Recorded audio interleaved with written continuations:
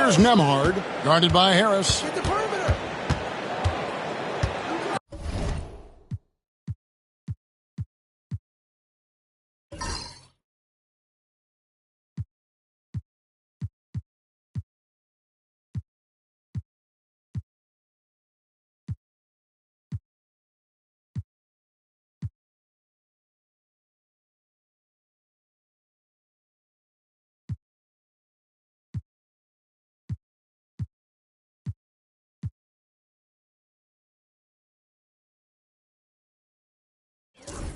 At the elbow, it's Turner. 5 to shoot. Here's Mathurin. Rebound, Detroit. This game against Indiana, the first game of the NBA's regular season. And when you take a look at Jalen Duren, a big man, Greg, who seems to get better each and every season.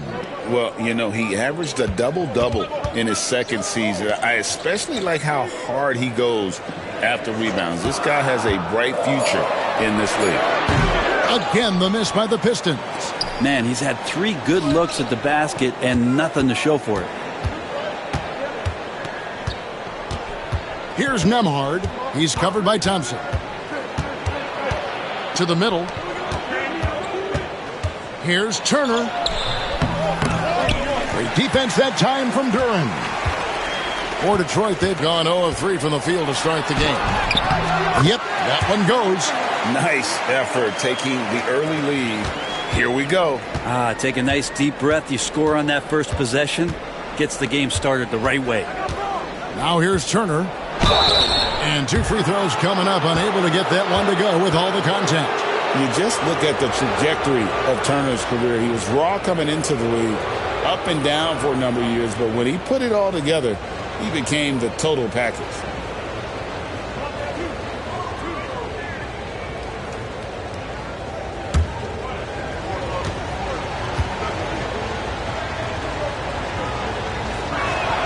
And that one falls for Turner. And guys, hold on now. I'm getting word we have Shams Charania calling in.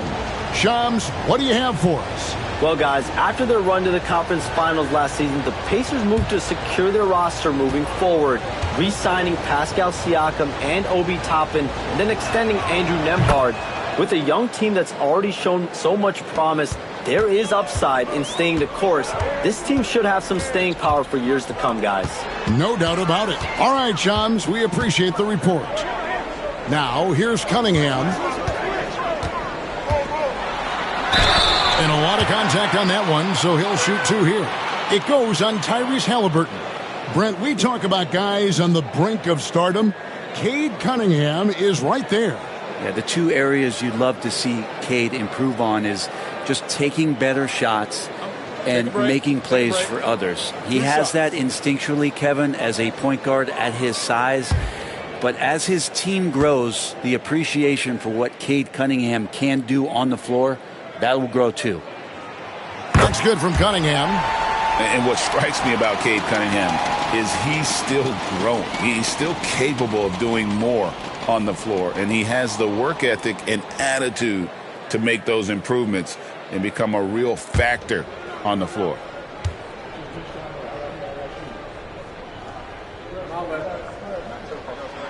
And so Cunningham nails both of them. You can tell he's feeling confident right now at the line, and when he's on, he can be lights out.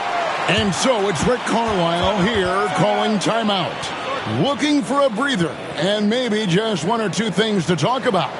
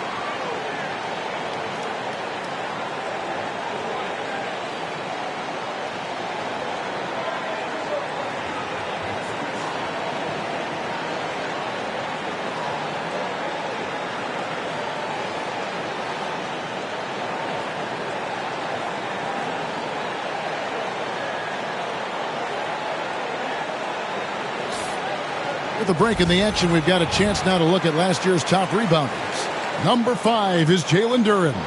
What a season he had in the paint. I mean, his rebounding numbers really mind-boggling. Who wouldn't love to have a guy like that?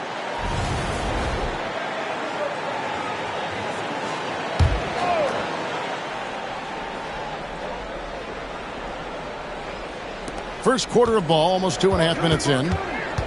It's Turner, high post. Pass to Mathurin. Shot clock at 6. Halliburton for 3. The three-pointer is right on target. Steady from behind the three-point line. Halliburton is someone you rely on to knock down a few threes. Cunningham outside. And he uses the glass on the layup. Cunningham's got 6 points. Uncovered at the rim, finding cracks in the defense here early on. Just really smart basketball and exploiting whatever holes that he's seeing right now in the defensive squad. Halliburton, that's good. He's got 5. Defense doing their best to put Halliburton off balance, but he stays flexible, kind of warps around the defense and adjusts to the contact. Recent times have certainly been tough in Detroit. Break 14 wins last season, a franchise record low. And Kevin, if you look, Detroit's last 5 seasons, 23 wins is the most they've had. So their fan base is hungry for a winner in the Motor City. During one of the league's most powerful players, he doesn't mess around close to the basket. Halliburton passes to Mathurin. To the paint, here's Turner. He's now 1 for 2 with that bucket. Several lead changes going on here in the early portion of this game. Yeah, it reminds me of that Cameo song, Back and Forth. Now, here's Duren. Come to me. Pass to Ivy. On the wing, Harris. Hardaway sets a screen for Harris. Again, the Pistons good for 2. Tobias Harris becoming better and better from that range. Nembhard with it. Ivy defending. Nembhard the pass to Mathurin. No good on the 3. I'm shocked that didn't turn into 3 points. I mean, he makes you pay on those nearly every time. I don't think the defense does enough out there to bother him. I think that one's all on him. Just a flat-out miss. Halliburton against Cunningham. The shot's good from Halliburton. And they've scored several times already here in the first quarter on the inside. At the end of one, a closely contested game so far. It's the Pacers leading by a point. Let's take a quick break now, and then it's on to the second quarter after this.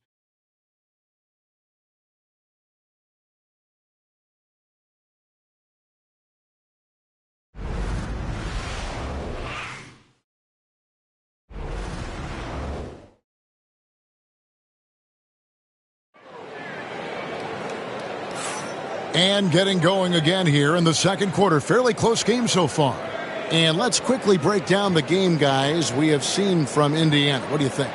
Well, they've been aggressive from the beginning, particularly on the offensive end. Well, if they wanted to start well, this would be it. They seized momentum right away, and they just didn't let it go in that quarter. And you know, Greg, we're seeing so many teams utilizing the dribble handoff. And it really forces the defense into a bad spot, can create situations where the offense has an advantage, and then it allows you to kind of seek out the matchup. On the court for the Pacers as our second quarter gets underway. They've got Aaron Nesmith. Will be topping out there with Walker. And it's T.J. McConnell. And it's Halliburton into the 2-guard spot. Here's Schroeder. Following the score by Tyrese Halliburton. Over McConnell. And off target as he starts the game 0 for 1. Nesmith with the ball.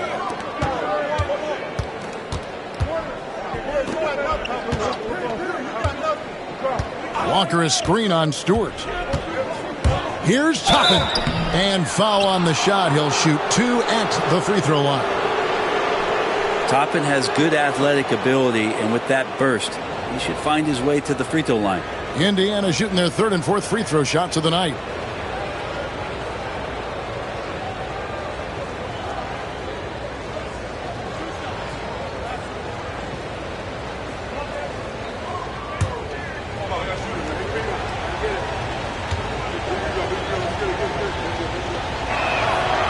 He misses the free throw. And Greg, we know the Pacers have to improve defensively. But where do they start? Candidly, Kevin, I feel like they're too soft. Giving up offensive rebounds, cheap fouls. They've got to be tougher mentally and physically, especially on the interior. He hits the second from the line.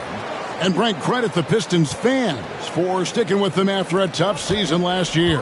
Well, Kevin, it's been a couple of rough years in Detroit, and never easy to have your team go through something like that.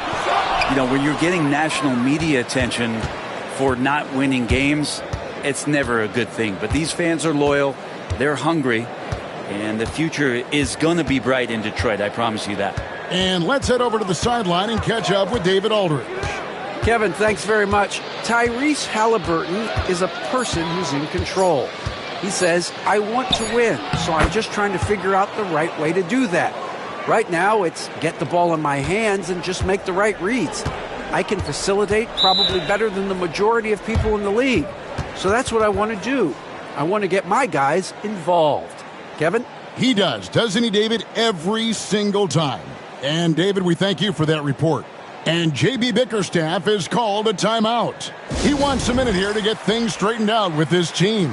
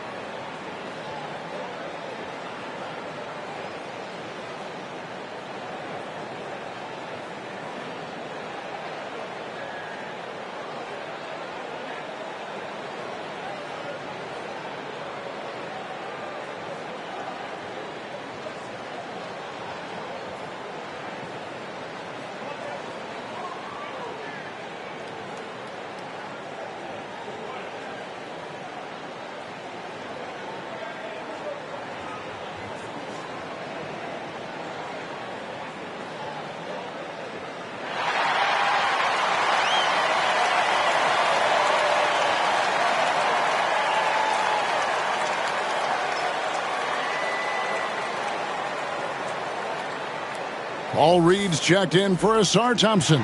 The Pacers also changing it up. Miles Turner, he's checked in for Walker. And Andrew Nembhard's subbed in for T.J. McConnell.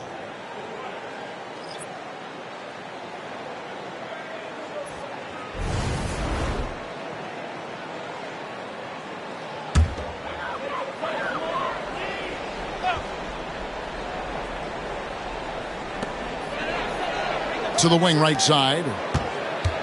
Here's Schroeder. The rebound by Turner. That's not going to make you a favorite target of your teammates. They'll think twice about feeding you if you're going to keep missing layups. Nembhard finds Halliburton. Shoots over Schroeder. Detroit with the rebound. You're not going to see that very often. Plenty of space, but he just, let's face it, he whiffs on that. Here's Beasley. And it's sent back by Turner.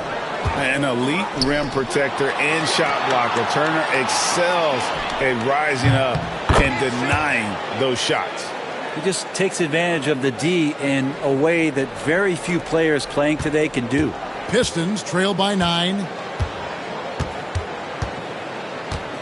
Schroeder outside, and it's Stewart top of the key.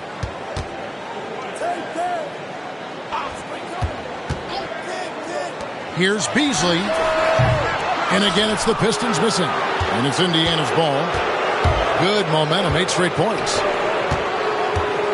And Turner kicks to Toppin. Pass to Nembhard. He lobs up the alley-oop pass. And Toppin throws it down. And for a big guy, Obi is quick off the floor. And it's Schroeder with the ball. He brings it up for the Pistons. In the second quarter, held scoreless. And J.B. Bickerstaff is called a timeout. He wants to check in with his team and regroup.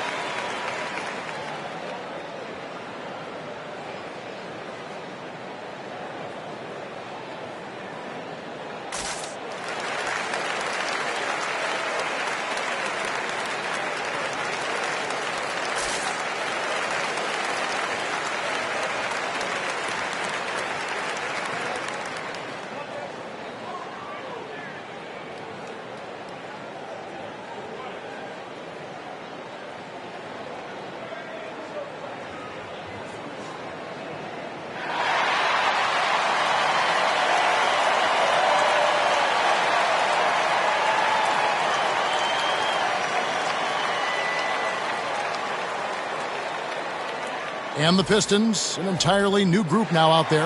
Indiana also making some changes. Siakam is checked in for Toppin. Benedict Mathurin comes in for Nesmith. And it's T.J. McConnell in for Halliburton.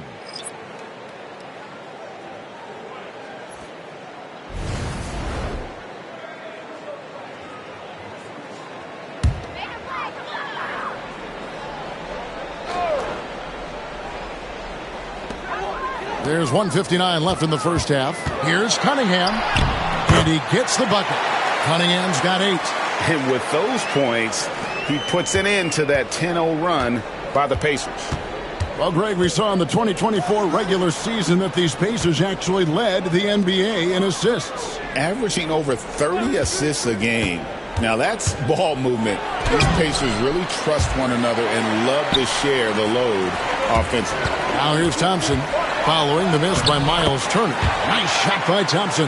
Got to do more than this to stop Thompson. He's used to having to fight through contact. McConnell passes to Mathurin. Pass to Nembhard.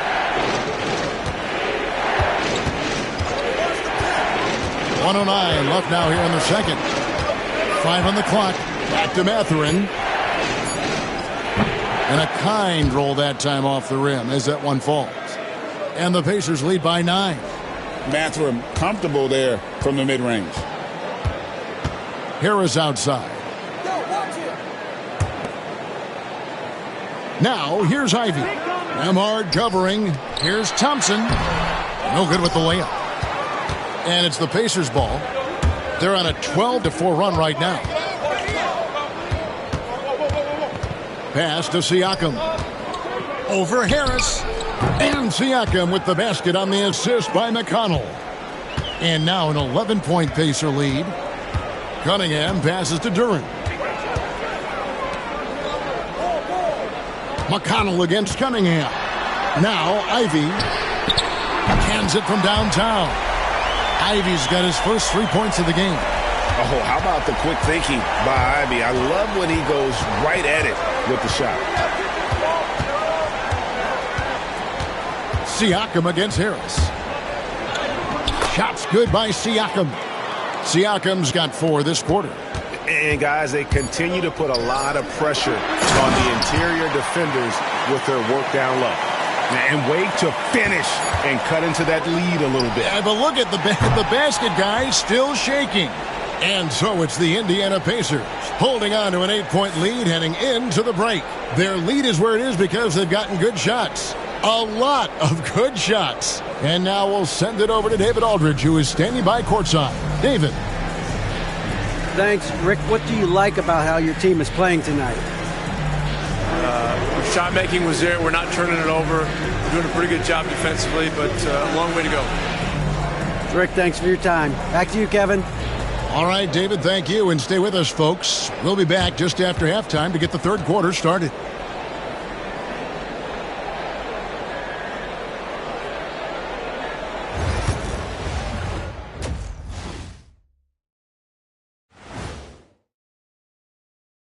Hello and welcome. Before we take a look at the action from the first half, a brief overview of some upcoming games. Taking a look here at Indiana. Like most teams right now, they're optimistic. We'll see how they handle the first couple of games. Yeah, everyone starts out undefeated. It is a hopeful time of year for everybody. And now let's discuss this game. Talk about a strong start for the Indiana Pacers. As a team, you love a night like this when the game feels simple. Pass, shoot, score, repeat. Pass, shoot, score, repeat. Pass, shoot, score, repeat. And pass, shoot, score, repeat. Nothing else to add to that, guys. And that about wraps it up. And as the third quarter is about to begin, we go to Kevin Harlan for the call.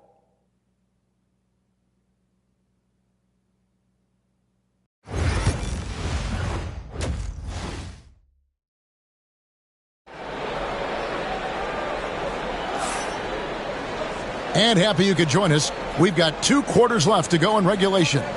Tyrese Haliburton has been sensational. Yeah, and through the first 2 quarters, he has been the offense for this team. Yeah, he's shouldering the load right now and looking really comfortable while he's doing it.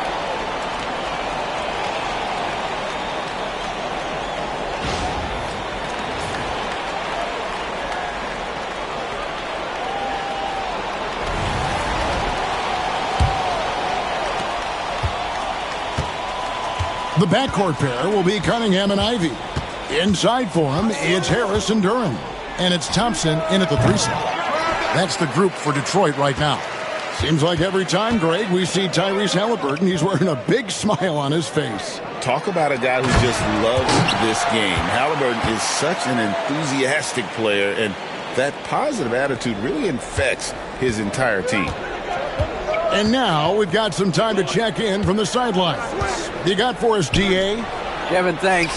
Obviously, the Pistons in the midst of a long rebuild.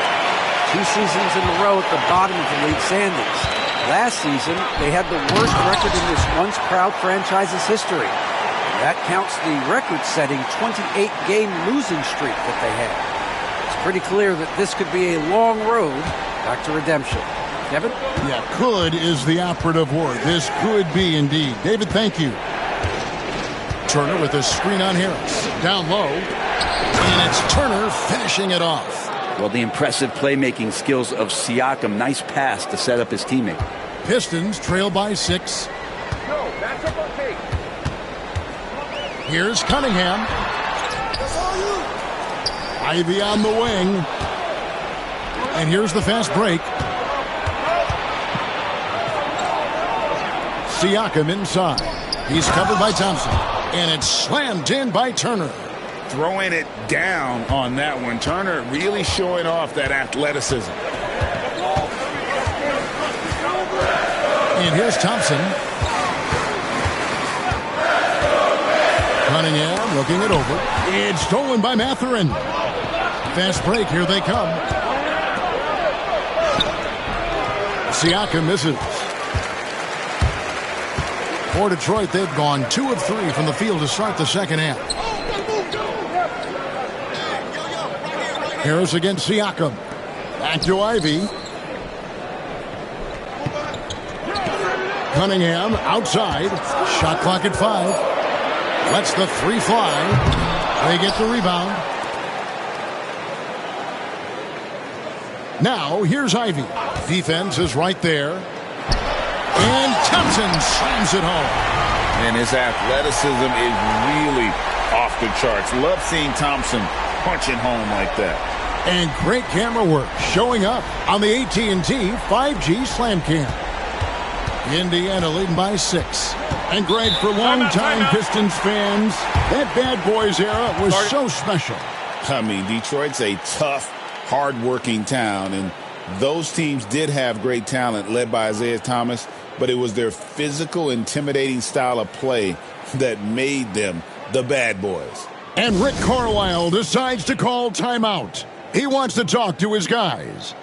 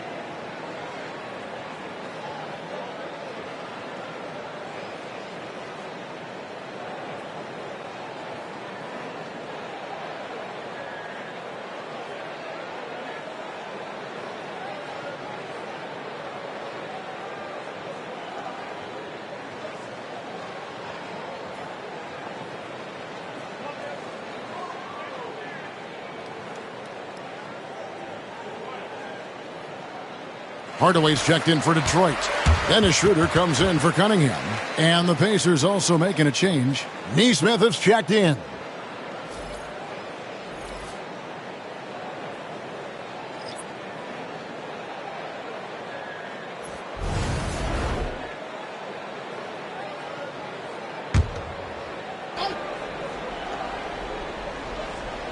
Just over 2.5 minutes gone by here in the second half. Schroeder against Halliburton. Charity stripe shot. Duren pulls it in. Duren's got rebound number 8 now on the night. And when it comes to Jalen Duren, Brent, is it fair to say some teams regretted not drafting him? Well, maybe a handful, Kevin. I mean, there's a particular way that you want to play or use that position with how you get out there offensively. Jalen is a proven big. This guy is physical and strong and can rebound and gives you a different presence on the inside. Just under 3.5 minutes played here in the third quarter. Outside Hardaway. And here's Harris from the arc. That's in, coming off the assist from Thompson. Harris has got 5 points so far. And that's back-to-back threes. The D just seems to be slacking off a little bit. Pass to Nembhard. Here's Nesmith. And a wide open look for Siakam. Tried to come right back with the three of his own, but it's no good. And Thompson kicks it over to Schroeder. On the wing, Harris. Duren trying to break free. The shot goes down and he gets this game back to even. 7 points in the game. Well, Tobias Harris getting a little bit creative, finding some room on the inside and keeping the defense guessing with that shot attempt. For three, Siakam. Thompson with the rebound. The shooting numbers just aren't there yet in the quarter.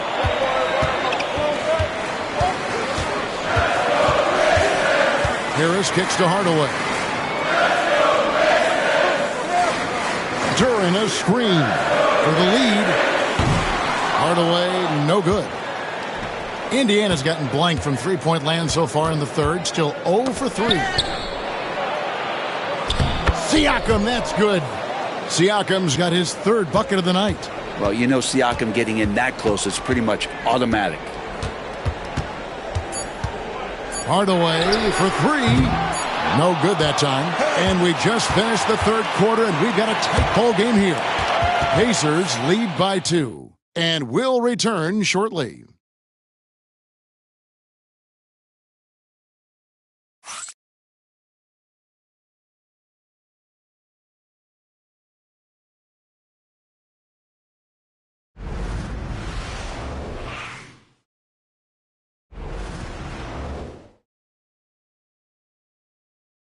And let's take this chance now to show you the State Farm assist of the game. Yeah, an easy choice tonight. Look at the precision on this pass. Put it on a platter for him. Well, there's a way to break down the defense with the handle, but you can do it with the pass. Prime example of that right there. Well, what a terrific game it's been so far, with this fourth quarter sure to bring more pressure-packed basketball. And a look at the five for the Pacers to start the fourth quarter. Toppin is out there with Walker. Then it's Halliburton. Then there's Aaron Nesmith. And it's McConnell in at the 1 spot. Indiana leading.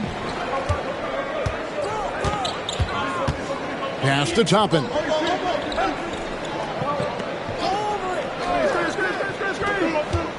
And here's Halliburton over Beasley. It's hauled in by Stewart. Schroeder against McConnell. Here's Holland. Schroeder kicks to Holland. Left side, Hardaway. Clock at 6. Beasley sets a screen for Hardaway. It's rebounded by Tyrese Halliburton. And Halliburton's got the ball here for the Indiana Pacers. They've led by as many as 11 points. And Halliburton just sees the play before the play. A few possessions into the fourth quarter, just over a minute played. And J.B. Bickerstaff is called a timeout. He's not taking any chances and wants to huddle them up right away.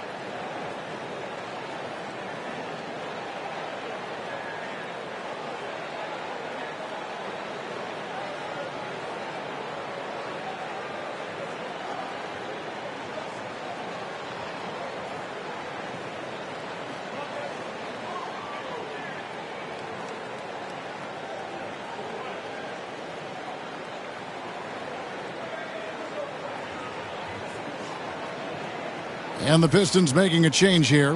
Fontecchio's checked in. The Pacers also with a sub.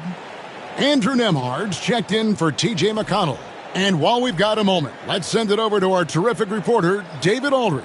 David? Hey, Kevin, thanks. During that last break, I listened in to J.B. Bickerstaff's huddle. Now, he told his guys they can do this. In the huddle, he said, we've been here before and come back. So we know we can do this. We just have to believe. Inspiring words. We'll see if they live up to them. Guys? Okay, David, much appreciated. Schroeder surveying the floor.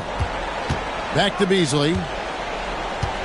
And there's the whistle. Illegal screen. When a pick like that is questionable and creates that much of an advantage for the offense, you have to blow the whistle. Yeah, a quick little lean like that is going to get the ref's attention. Foul call. Pass to Toppin. Now, here's Nesmith. Here's Nembhard. Halliburton outside. And Indiana, another three. He has created some terrific opportunities for himself and really made the most of them. Halliburton against Cunningham. And here's Stewart. Now Hardaway. Good, nice job down low. Hardaway has got his first basket of the night. He's known for his jump shot, but Hardaway isn't afraid to mix it up inside. Now Nesmith. Halliburton on the wing.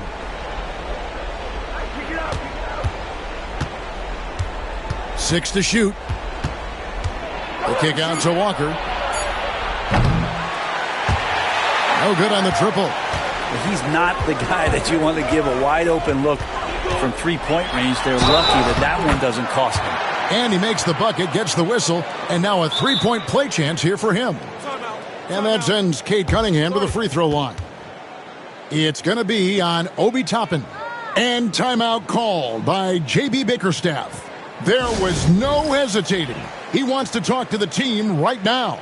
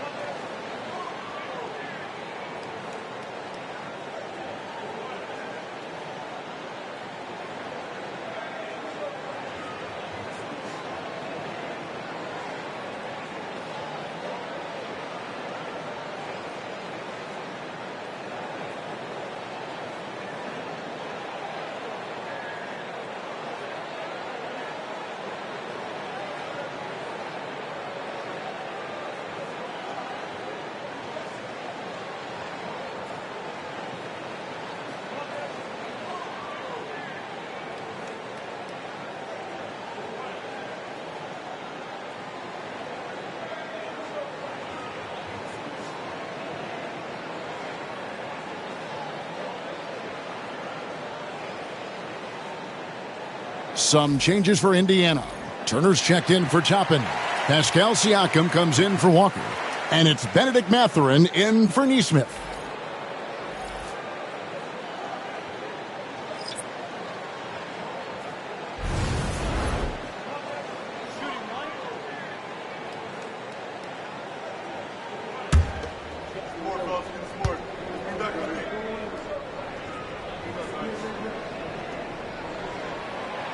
He's the one person that the coaching staff and the teammates love to see at the line in a tight ball game. You can pretty much bank on these. Siakam outside.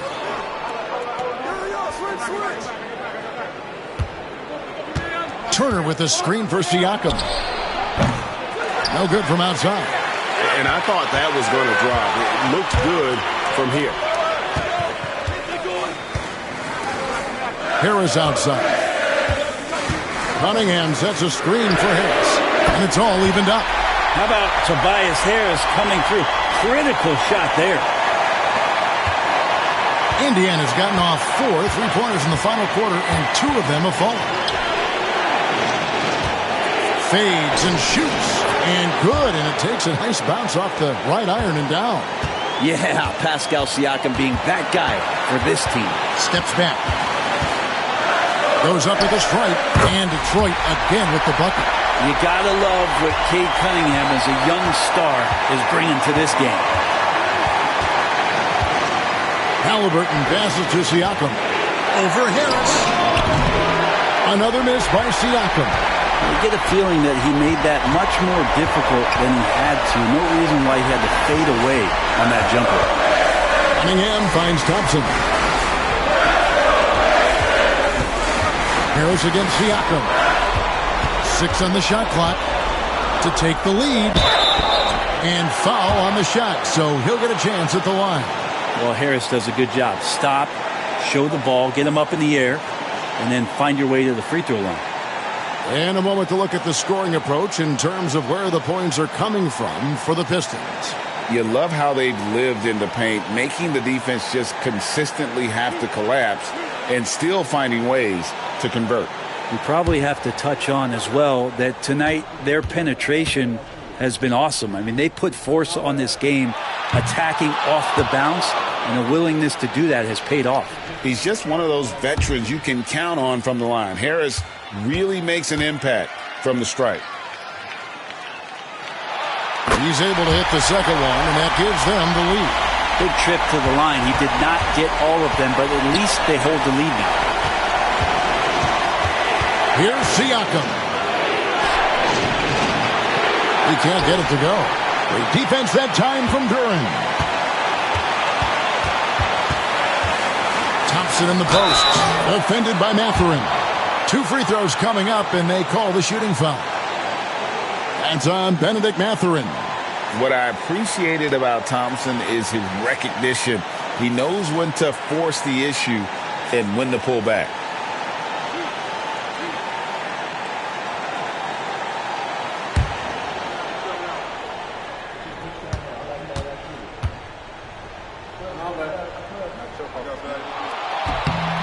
Gets the first, and that will put them up by 2.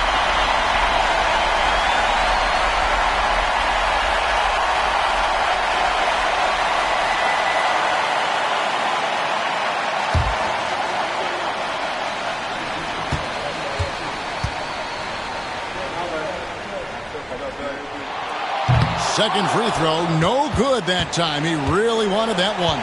And really, if not for the miss, they'd be sitting in a much better position.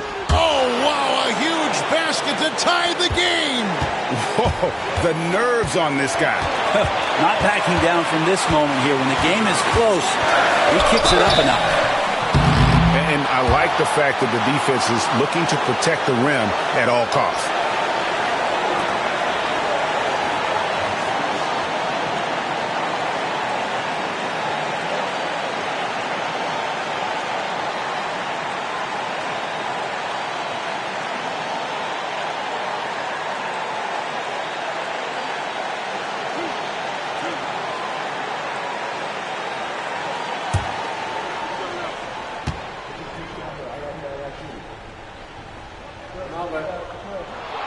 He knocks down the clutch free throw.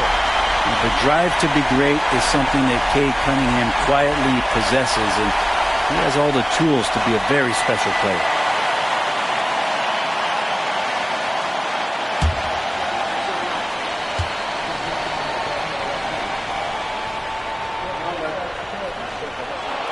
So he goes 2 for 2 at the line, and it's a 2-point ball game. And you just have to understand that hours and hours of practice mean that clutch free throws become easy. And Rick Carlisle decides to call timeout. Coach clearly feeling the necessity to regroup with so much at stake here. In terms of strategy here, any thoughts? Yeah, and looking at how much time they have, I think it's likely we'll see them try to get a good look and score quickly.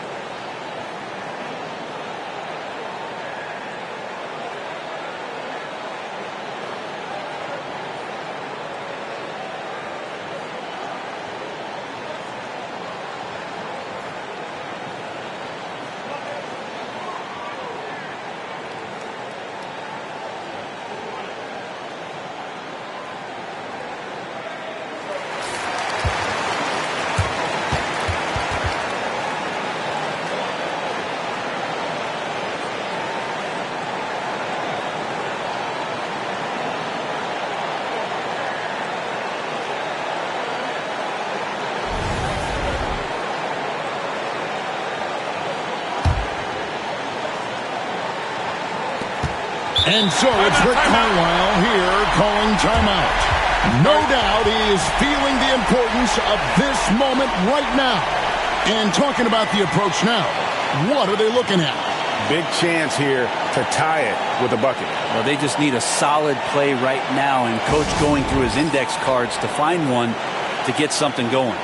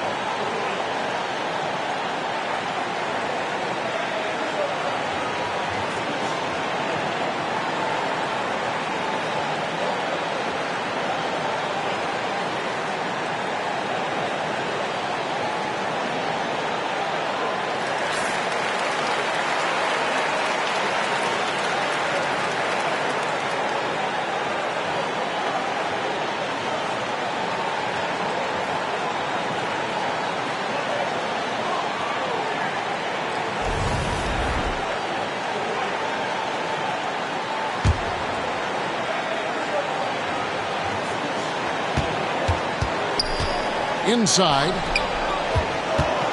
Here's Siakam. Some solid defense from Harris. Just not sure if he ran out of energy at halftime or what, but so far just not himself in the second half. You have to foul, but I'm sure they would have liked to foul someone different. We got this. We got this.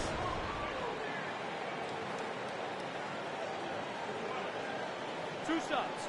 Relax on the first.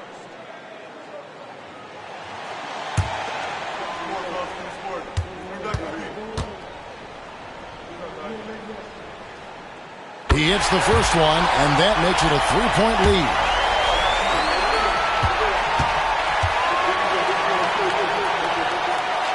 And so both free throws are good, and it's a 4-point ball game. And I don't need to tell you guys, those free throws are big. Two-possession game now. Siakam against Harris. Pulls up on the wing, and the Pacers can't get it to go. And so the big win by Detroit in a tight game. Probably a little closer than they would have liked it, but a win nonetheless. Yeah, but I really got a sense that the fans gave them that emotional boost that was needed down the stretch. This crowd, man, they were electric.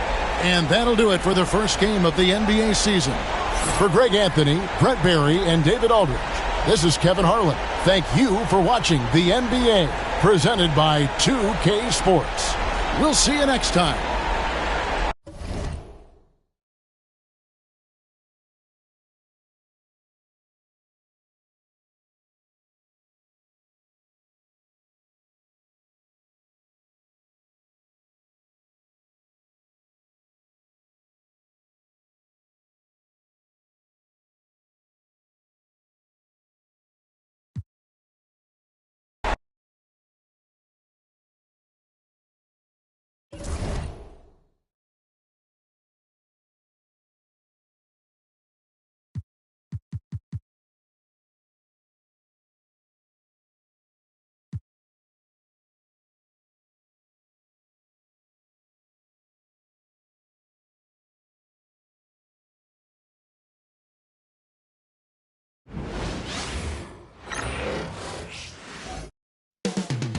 The metropolis of Atlanta, Georgia. It's the scene for the Nets. The free-flowing D'Angelo Russell with no conscience scoring the basketball as they prepare to do battle in State Farm Arena. Nets, Hawks, don't leave your seat. We'll be right back.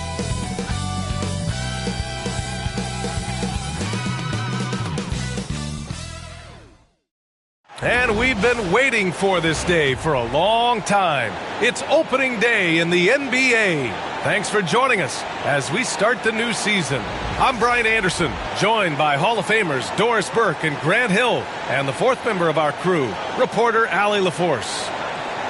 And a look now at Atlanta's upcoming schedule. On Friday, they'll host the Charlotte Hornets. And then Sunday, they kick off a road trip at Oklahoma City where they'll take on the Thunder. And that game against the Wizards, it's a good checkpoint to see how they fare. It's the fifth contest on the year for them and a chance to evaluate where they stand. And checking out Brooklyn's opening lineup, Johnson and Claxton patrol the middle. D'Angelo Russell is out there with Cameron Thomas. And it's Williams in at the 3. And for Atlanta, Risacher and Johnson, they're the forwards. Dyson Daniels out there with Trae Young. And it's Okongwu in at the center position. What's not to love about opening day, Grant? Every team with an equal chance to do something special. Oh, B.A., that's the way these teams look at it. Regardless how your previous season went, you have a chance to do something special, something great. Time to start fresh and build on that optimism. Here's Risacher. Right side Young, just 5 on the clock. Up and over Russell. Young misses. You got to move past that one. I mean, they'd want him to take that again. And they should, because it's when you start turning down that kind of look that your offense can start to bog down a bit. Now here's Young. Pass to Okongwu. Here's Risacher. Williams defending. Here's Daniels. Okongwu, a screen on Russell. Down low. And stolen stolen by Claxton. Outside, Williams. Thomas outside.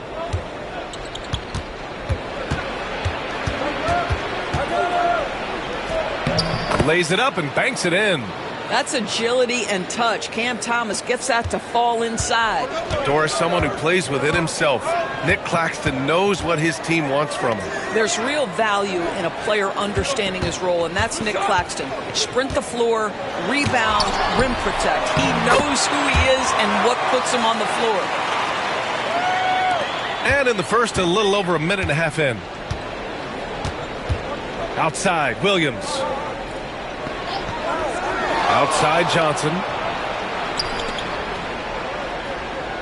Williams against Johnson. Outside, Russell. Here's the three. Gets the three ball to go.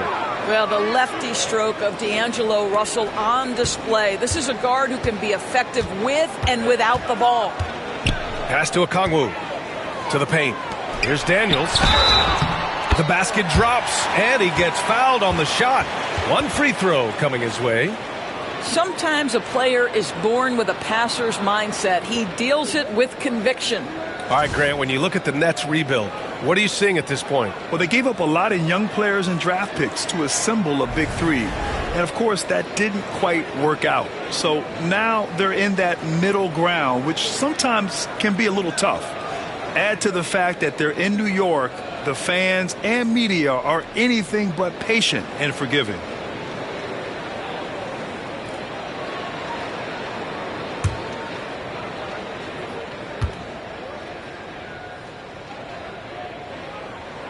And six-man, a common term in basketball, has a unique meaning for the Atlanta Hawks, Grant. Yeah, it's the name of their fan base. Extremely loyal and passionate, and they've swayed the outcome of games.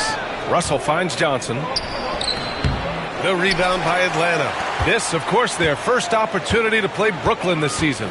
They won the season series last year, and on paper, it looks like they should do it again. Gliding the pass to where it needed to be. Wow, a strong finish to seal the deal. And Jordi Fernandez calls timeout. He wants to review the game plan. Well, the Nets are still feeling the ramifications of trading for James Harden, Doris. Well, B.A., consider in that trade they gave away Jared Allen, Karis LeVert, and four first-round picks for a total of just 80 games played for James Harden. The reverberations are still being felt.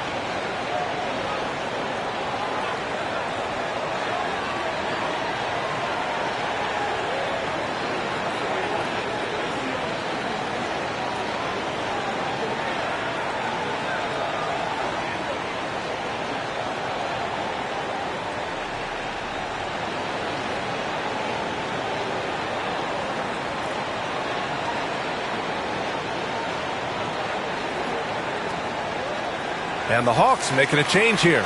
LeVert's checked in. And the Nets also making a change. Johnson's checked in.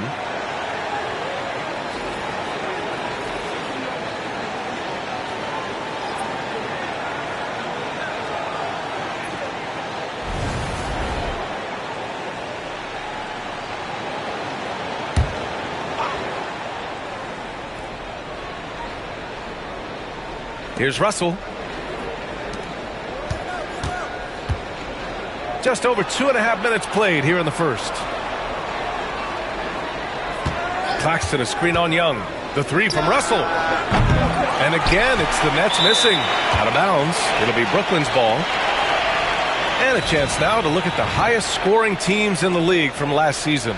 Number 5, the Hawks. And last year, I liked watching this team operate on the offensive end. The ball movement, the patience, the confidence. You love seeing all that come together. Brooklyn trailing. gives us a chance to catch up with Allie LaForce. Nick Claxton, despite his relatively slender frame, is a hard-nosed defender. He said, "I bow down to no one. Every time I step on the court, I always have that chip on my shoulder. That's just the fiery competitor that I am. At the end of the day, I know what I'll hang my hat on, the defensive side of the ball." Brian? Okay, Allie, thanks for that. Now here's Russell. Shoots from 12. That one drops for him. Russell's got 5 now. Well, this is a main strength of D'Angelo Russell. When he gets room to shoot from the mid-range, there's no hesitation. Johnson on the wing, covered by Johnson. Johnson passes to Young. Shot clock at 6. Back to Johnson. The 3. Claxton with a rebound. And so it's Russell with it. He brings it up for the Brooklyn Nets. Pass to Claxton.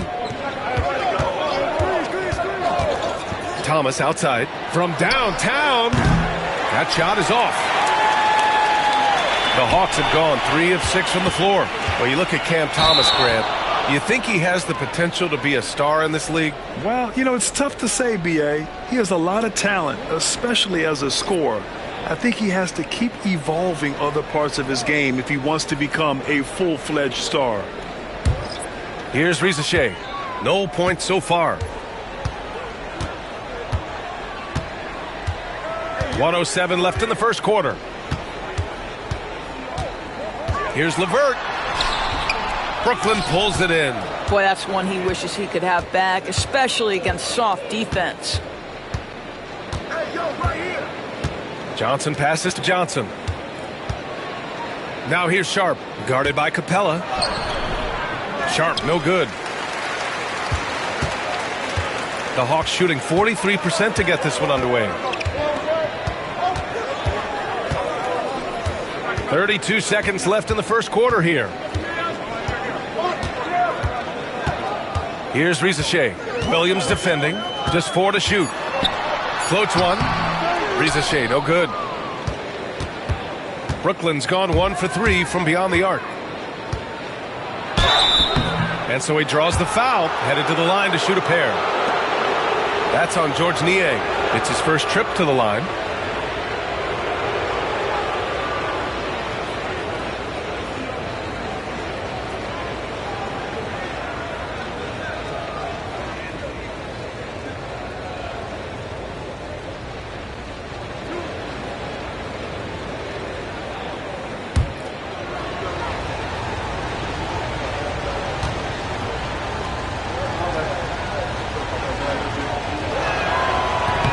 And that one drops. So now they lead by 1.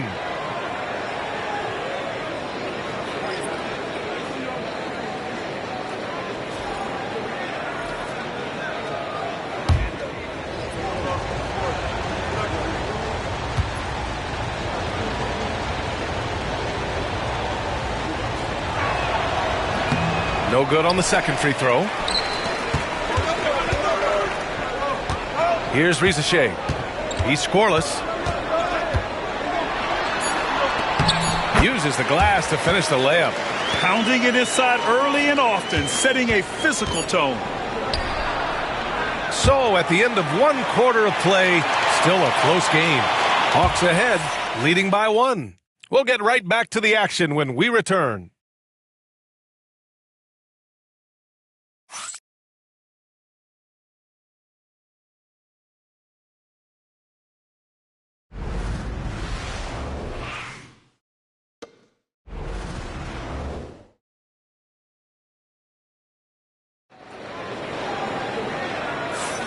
And if you're just joining us, it's been a pretty even game through the first quarter. And before we move on, what do you guys think about what we've seen from Atlanta? It's all about the strong inside-out game in the first period. It really helped them get some clean looks down low. It is great when you can get that established early, because to me it opens up every other aspect of your game. On the floor for Brooklyn, they've got Williams. Johnson is out there with Trendon Watford. Then there's Sharp, and it's Clowney in at power forward. Williams passes to Johnson. Shot clock at 5. Williams in the post. He's guarded by man. Capella with the defensive effort. It's LeVert on the wing. All right, we've now got our 2K insider, Shams Charania, on the line. He's got a special report. Shams, it's all yours. Well, guys, teams are all grappling with this new CBA, especially the dreaded second apron. Fans possibly unclear on what it means. Honestly, even front offices are still navigating the complexities of the new restrictions. But basically, it has become harder for teams to spend big and acquire new players under the current systems. We'll see, guys, how this impacts everyone moving forward. Something to keep an eye on, no doubt. All right, Shams, thanks a lot. Here's Clowney. After the Hawks picking up a basket just moments ago. The shot by Watford, no good. LeVert outside. Some solid defense from Williams. Nets trail by 3. Boy, they'd love if anyone could get a bucket. Yeah, their offense has been grinding to a halt. Watford the pass to Johnson. The kick out to Williams. Sinks it from distance. Great work collapsing the defense, then kicking it out. Now here's LeVert. Watford covering. And there's a pick. Fires from deep. Sharp grabs the miss. He is too good a shooter, guys, to be left open like that. The defense just dodged a bullet there. Johnson with a bucket. What an effective, efficient offensive possession. They'd love to get that shot every trip down the floor. Over the last few years, Atlanta struggled defensively, Greg. Yeah, the Hawks haven't been better than 20th in defensive rating since 2017. They've had some great offensive teams during that time, but their defense has held them back. Brooklyn's gone 1 of 2 from deep in the second quarter. Time now to hear from our reporter, Allie LaForce. Hey, BA, the Hawks are figuring it out. Coach Quinn Snyder said, growth isn't linear. We want to just keep improving. The players have bought in. They're working. They're practicing hard, hitting the film. Everybody has been absolutely coachable. I think we're learning. Guys, it's all about the journey here. Yeah, I'm trying to take that next step. That's how it's done. Thanks, Allie. And Quinn Snyder decides to call timeout. I think right now he must be looking at some adjustments.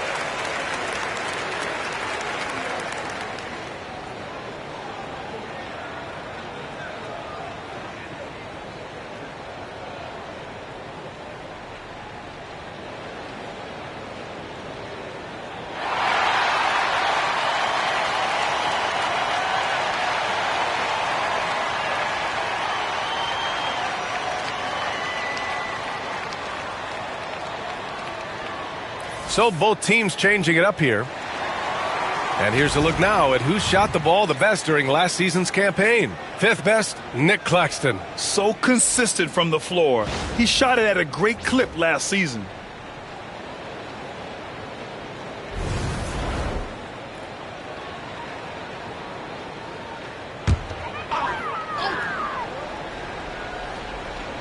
Here in quarter 2, we've played a little over 2.5 minutes now. LeVert goes against Johnson. Young, the pass to Daniels. And here's LeVert to halt the run. And Atlanta misses again. Doris, one thing you can say about Caris LeVert, he knows how to seize an opportunity. And the thing about it, BA, is it doesn't matter if that opportunity comes when he's being a starter or when he's coming off the bench. His mindset is, my skill set is score, and that's exactly what I'm going to do. Now here's Young. No points yet. And count the basket. He was fouled, and he's going to the line for one more. And a moment here to take a look at the scoring breakdown for the Nets. So far, they've had a lot of success off fast break plays, and they'll probably continue to push the tempo as much as possible. Another big component of their early game tonight has been points off turnovers. Great job converting on those chances. Risacher, he's checked in for LeVert. You know, Grant, with the Nets, there was so much optimism just a few years back. And it was just too bad to see things go south. It's a reminder that nothing is as easy as it seems in the NBA. Even with a superstar roster, things don't always work out. Now here's Thomas. 6 on the shot clock. It's stolen. It's an even 3-on-3 break. And he makes no mistake. Slam dunk. Showcasing his athleticism, plays like this are why you got to be excited about Risacher's future in this league. Pass to Johnson. Three-pointer. And again, Brooklyn with the triple. Their ball movement on this run has been tremendous. It's led to a lot of good, clean, open looks. Here's Risacher. Outside Johnson.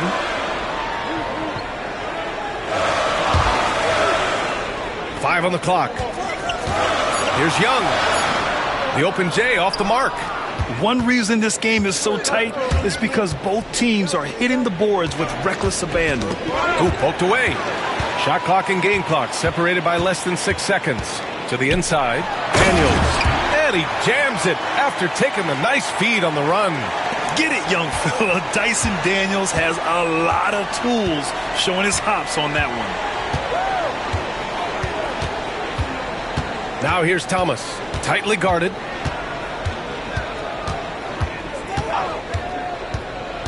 Outside Russell. Just 5 to shoot. Takes a 3. The putback.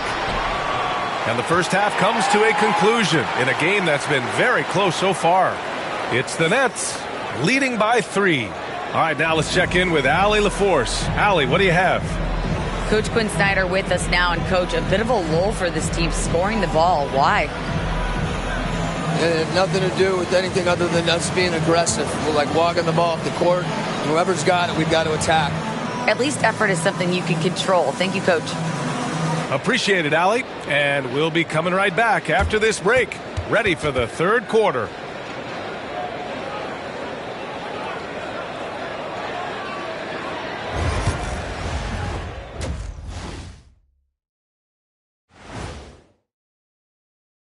Welcome to our 2K Sports Studio. The Brooklyn Nets find themselves in quite a battle here tonight. You'll see teams attempt to space the floor, but these guys really do it. They've got great shooters who take great shots. And a few times, even when they didn't have a good look, they made it look good. And moving along, a metric for that first half. Love me some metrics. Checking out the top performer on each team. These two guys have been very competitive with one another. Fans are getting their money's worth right now. That said, I feel like the guy who can incorporate his teammates in the second half, he's got the best chance to walk away with the W. And that'll do it for us. Thanks for stopping by. We'll head back down to Brian Anderson and crew for the start of the third quarter.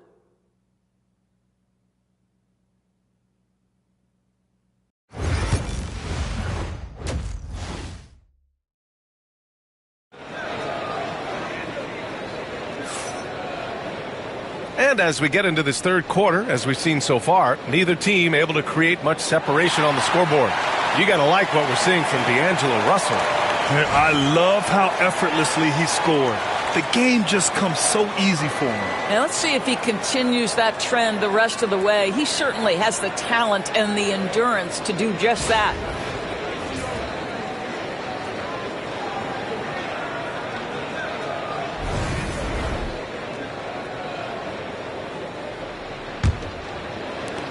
Nets leading by 3. Johnson at the 4 with Okongwu at the 5. Trae Young out there with Dyson Daniels. And it's Risacher in at the 3. So that's the lineup for Atlanta. Now here's Williams. Screen by Claxton. Pass to Thomas from outside the arc. The rebound by Atlanta. Okongwu's got 4 rebounds now. Inside, here's Johnson. Oh, and Johnson slams it in. Oh, save that for the dunk contest. That flush was so extra. Whether or not this game is close, he's the same guy, focused on finishing firm at the rim. Brooklyn shooting just 42% so far in the game. And out on the wings, Zach Risacher has so many things scouts are looking for these days. Yeah, B.A., this guy has tremendous potential as a two-way threat.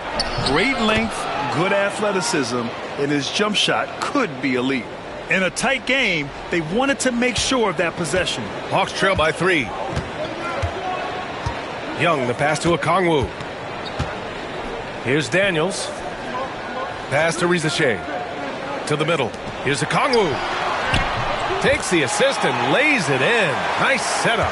And he's looking to get on a roll here to start the second half. And I've got to believe that was something they talked about during the break. Get him some good looks into the paint, get into the heart of the defense. Beautiful. And the timeout called here by Jordi Fernandez. Coach wants to speak to his guys, maybe alter some of the game plan.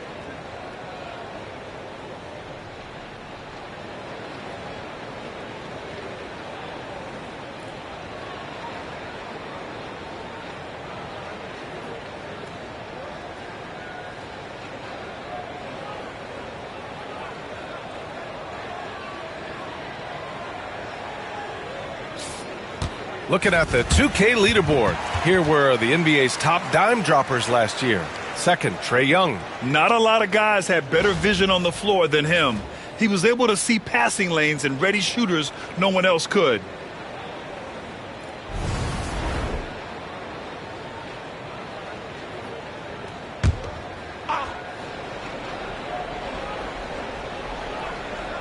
Here's Russell. Give him 8. Pass to Claxton. Now Thomas. Screen by Claxton. To the inside. And Claxton throws it down. Well, Thomas putting that pass on time and on target. Love to see it from that scorer. Russell against Young.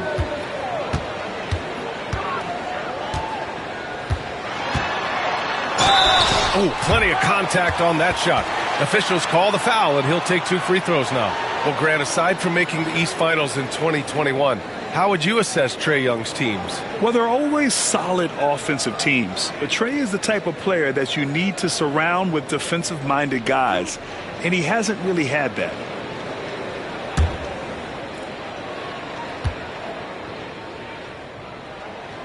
Free throw is good. Young. And Trae Young's attitude on the floor is so striking. He's got this unbreakable edge to him. He's super competitive and is ready to scrap with you.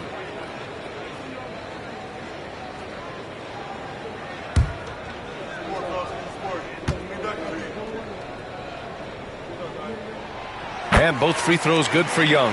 You want to contest this guy's shot, but you absolutely don't want to send him to the line. He will make you pay.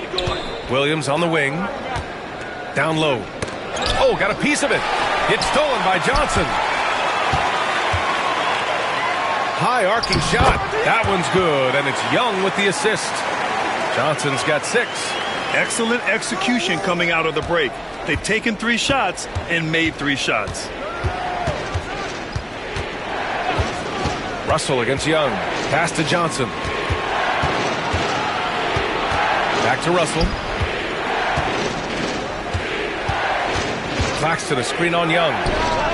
And again, it's Brooklyn. Boy, that's 3 for 4 this half. You like that they're starting with a little bit of extra energy. Nice. Young looking over the floor. Pass to Okongwu. Here's Risache. Johnson with it. 6 to shoot. Drops in the 3. Johnson's got 7 points here in the quarter. Really good passing wing. Risache isn't a ball stopper. He really looks for his teammates. Young against Russell. There's the 3. Ooh, coming through again. Shooting 5 for 7 now. Well, the advantage they have right now is largely based on his play. What an outstanding night. Young, the pass to Okongwu. Here's Johnson. Oh, and Johnson slams it in. Another lead change. Give these teams credit. They're really fighting it out. Neither team willing to give an inch, and neither able to seize the momentum. This has been a fascinating one to watch. Pass to Young. Here's Okongwu. And denied. He sends it right off the glass. Outside Russell. Inside Thomas. Rebounded by Daniels. The Hawks leading. We've got 1:08 left in the third quarter. Here's Risache, guarded by Russell. Here's Risache. Here's Daniels. Some solid defense from Williams. Boy, in that close, he's almost automatic. Boy, that's pretty good defense. Wow. And you'd like to go 2 for 1 here, Grant. And at the same time, you want to get a good shot here, B.A. Oh, the dunk by Okongwu. And when it comes to assists, Young is on another level. He's got such a gift for feeding his guys. And Brooklyn with possession here. The Hawks getting their last shot to go.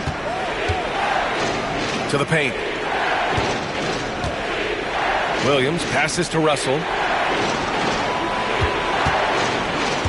Now here's Thomas. Defense right on him.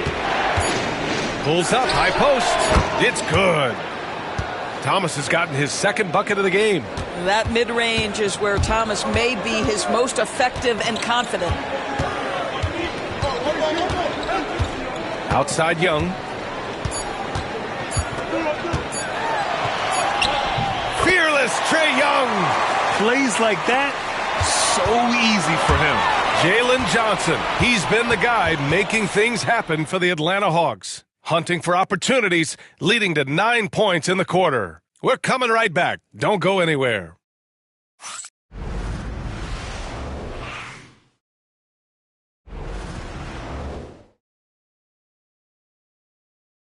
And it's time now to bring you our State Farm assist to the game.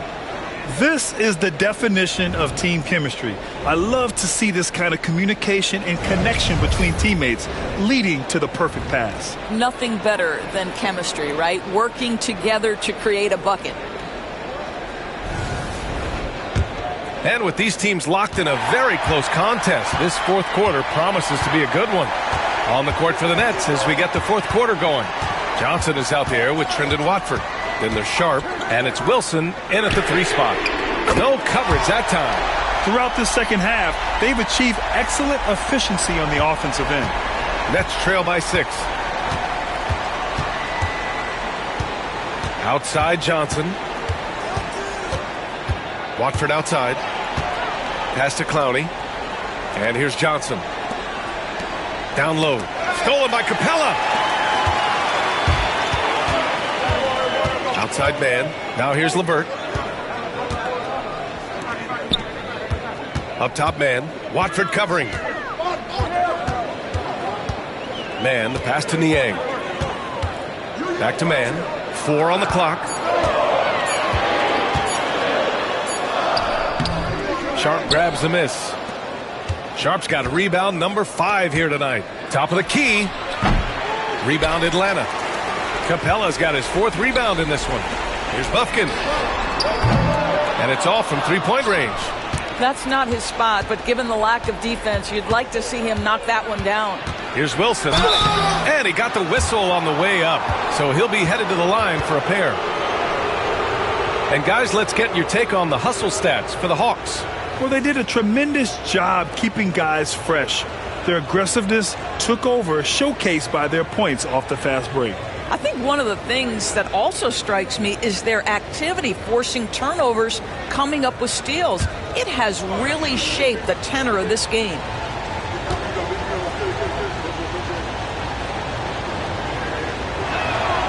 And he makes a first. Young, he's checked in for Bufkin. Thomas, he's checked in for Brooklyn.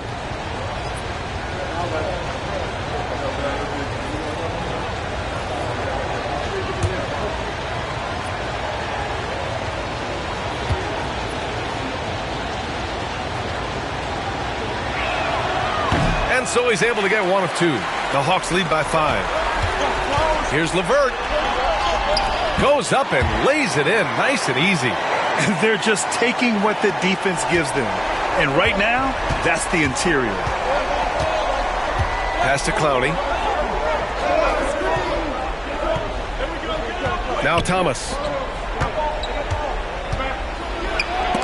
Deflected. Well, that's about the long reach of Caris LeVert on the defensive end, swatting away an opportunity. Yeah, just hasn't been able to find his rhythm offensively, and that's having a ripple effect. The kick out to Young. It's stolen by Johnson.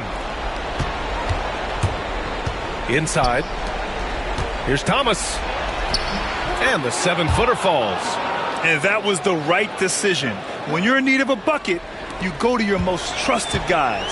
Well, you've got to earn trust and equity by making shots. Nice delivery there. Niang a screen. There's Young with the 3. Oh! Trey virtually automatic from deep. Their long-range shooting since halftime has been as strong as you could hope for. And Jordi Fernandez calls timeout. He wants to make sure everyone is aligned, given the situation right now.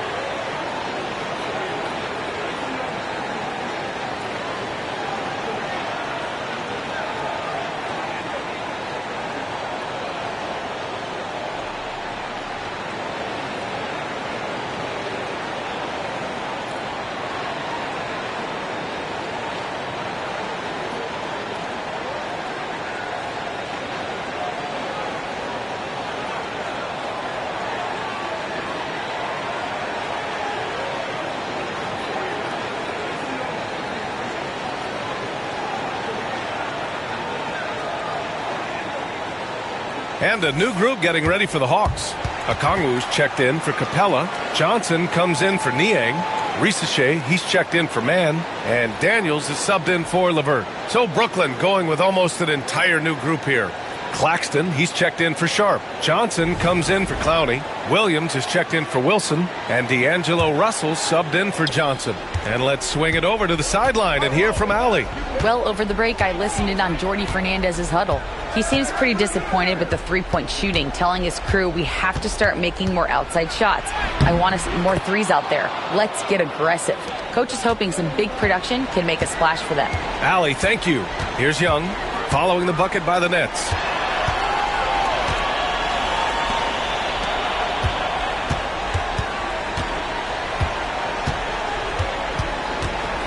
Puts the move on, and there's the drive.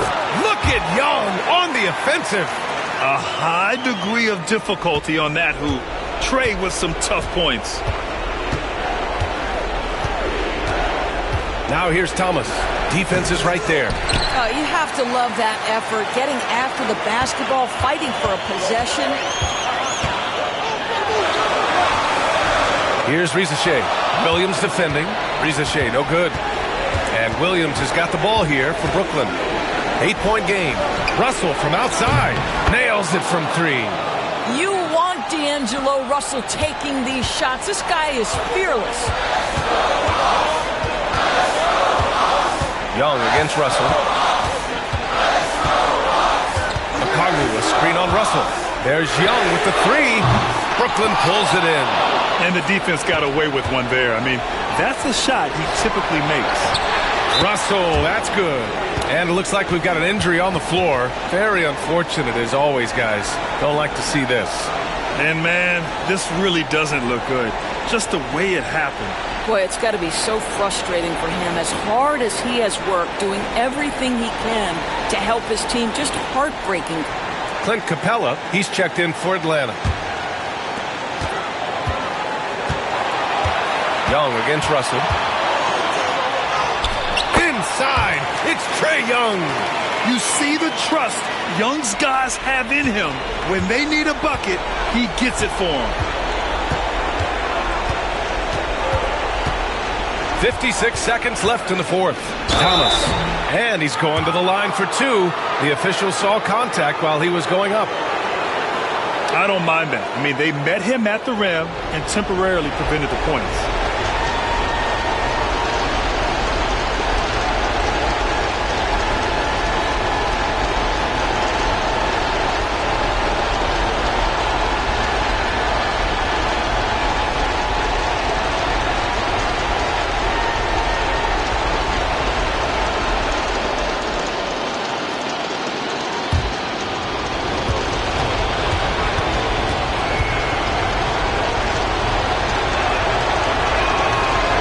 The first one, and that shrinks the margin to just 4.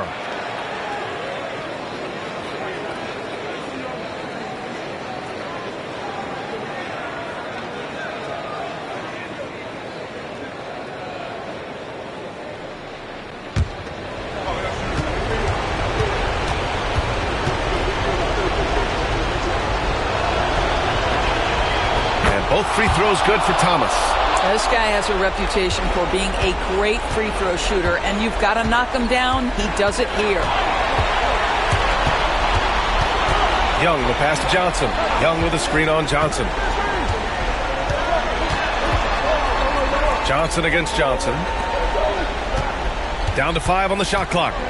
Young goes in, and there's a whistle. He'll head to the line to shoot 2. It's on Nick Claxton. Give credit to Young's tenacity from the interior. Getting the D's attention right there.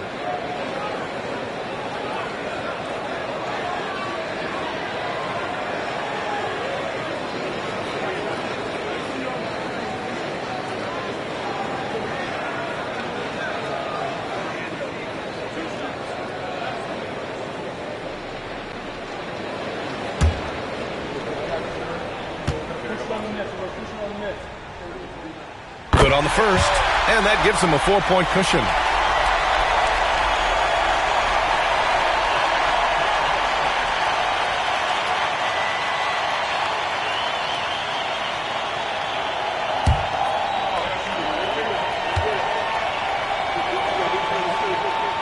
So he goes 2 for 2 at the line, and it's a 5-point game.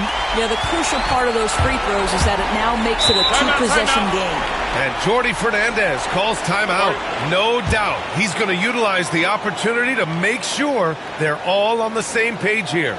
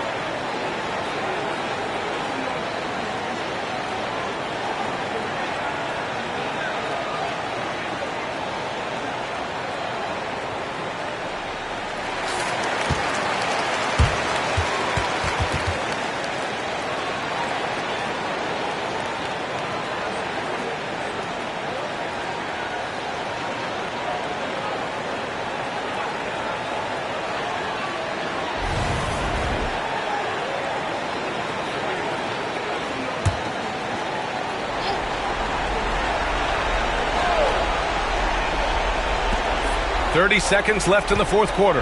Thomas. Money. What a beautiful shot. Brings them within 3. If ever there was a player who relishes the spotlight and this moment, it is Cam Thomas, folks. And he commits the intentional foul.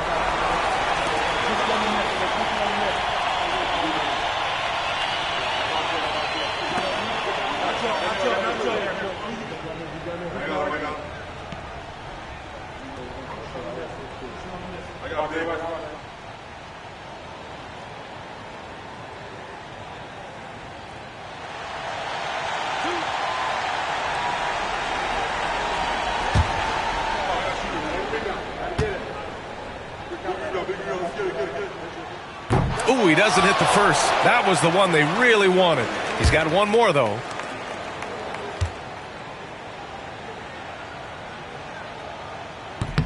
That's good. Going 1 of 2 from the line.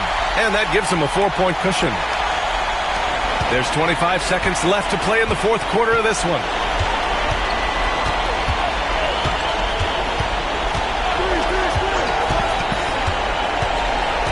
Pass to Williams. Three-pointer, no good. And they stop the clock as soon as they can with the intentional foul. Yeah, and that was a smart move. I mean, you have to foul right there. You just don't want them to run out the clock.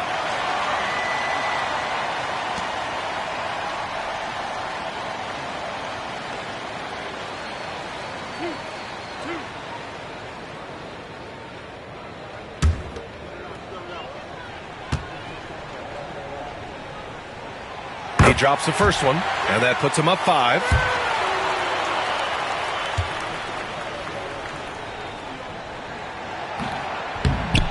Second free throw, no good that time. He really wanted that one. Williams finds Johnson. Misses the 3. And so it's Atlanta with the W. This one was in the balance right until the final seconds. And B.A., they showed their character when it mattered most, sending those fans home happy. All right, let's send it down to Allie LaForce, who's with our player of the game. Trey, you guys had a look in your eyes tonight. How satisfying was it to get this win? I mean, it feels great. It feels great getting the win. But at the end of the day, I mean, I'm just here to help my team win, whoever we're playing against, and that's all I care about. Thanks, Trey. Guys? All right, Allie, thank you. And that'll do it for this inaugural game of the NBA season. For Allie LaForce, Doris Burke, and Grant Hill, this is Brian Anderson alongside our 2K Sports crew, thanking you for watching. And we present the player of the game, Trae Young.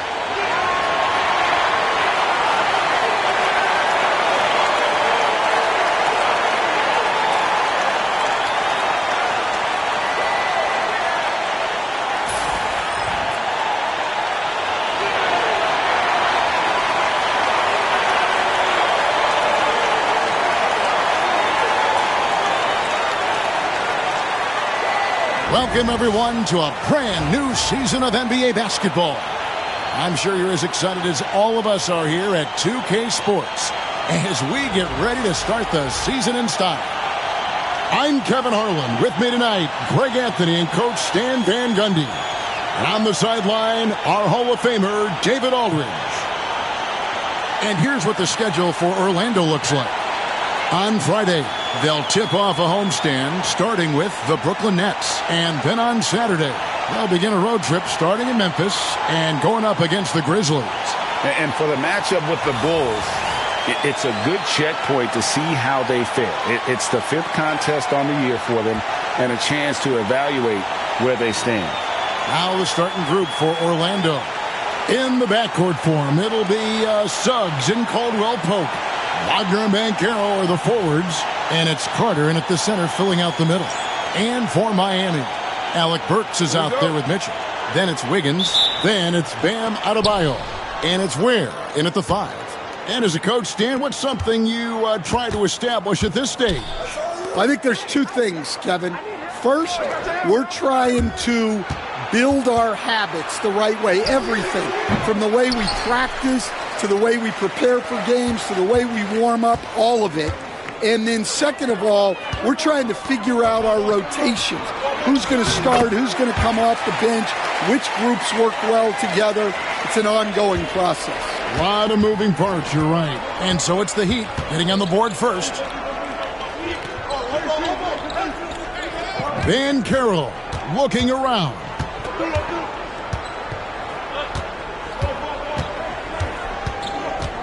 Clock at 6.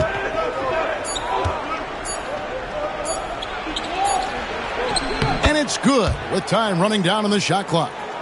And playing with veteran poise against the shot clock. I like how Banchero handles the pressure. Mitchell passes to Adebayo. Now Burks. He's guarded by Caldwell Pope. Ware dishes to Burks. Takes it off the glass. Yeah, I'd call this ideal scoring distance. It's almost too easy. And joining us now by phone is insider Shams Charania with some news. Shams, give it to us. Hey guys, well the Magic were one of last season's most improved teams, and with the addition this summer of Kentavious Caldwell-Pope, they've addressed an area of real need. A player who can space the floor, add to their already stout defense, and has championship pedigree. They're going to continue to rise in this league, guys. Absolutely. Thank you very much for the report there, Shams. Most appreciated. Well, a nice start for them.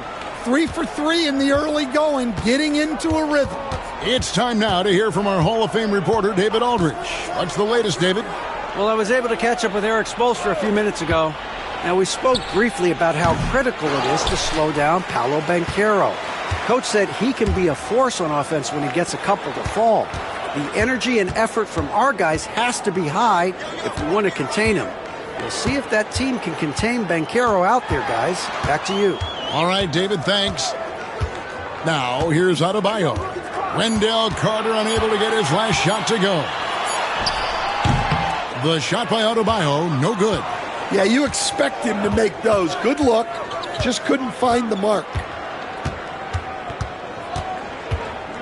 Caldwell Pope against Mitchell. Banchero inside, and he makes that one. Banchero's got his second bucket. And great work inside. This is where Banchero feasts. Mitchell kicks to Ware. To the left side wing. Here's Adebayo. And the basket is good, and he's got a chance here for one more at the line. Yeah, Adebayo had an NBA body right from the start, and you get the sense he's no stranger to that weight room. Heroes checked in for the Heat. Had to change for the Magic. Bitadze's checked in.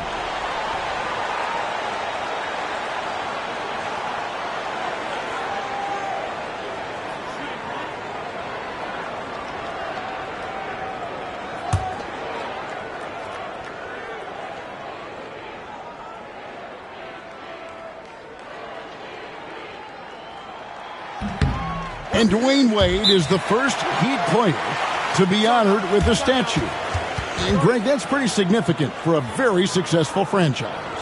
And, Kevin, well-deserved, right? D-Wade, the best player in franchise history. He helped bring 3 championships to the city, plus he's already got a street named after him.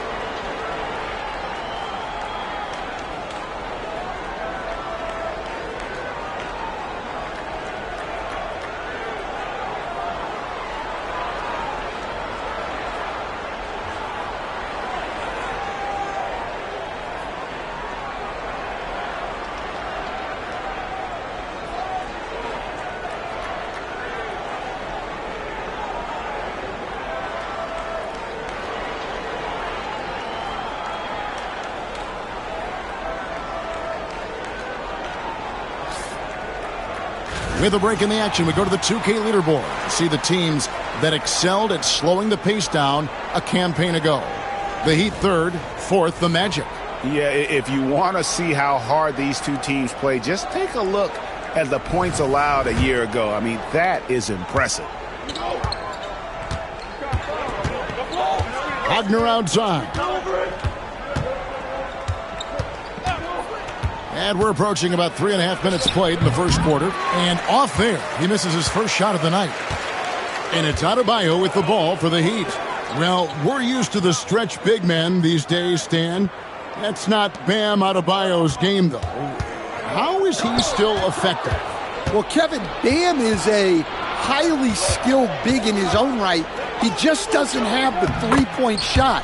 But he's got the ball handling, he's got the passing, and he's got the mid-range jumper, and he puts those things together into a very effective package. Yeah, he has a good handle, doesn't he? He's got a great handle.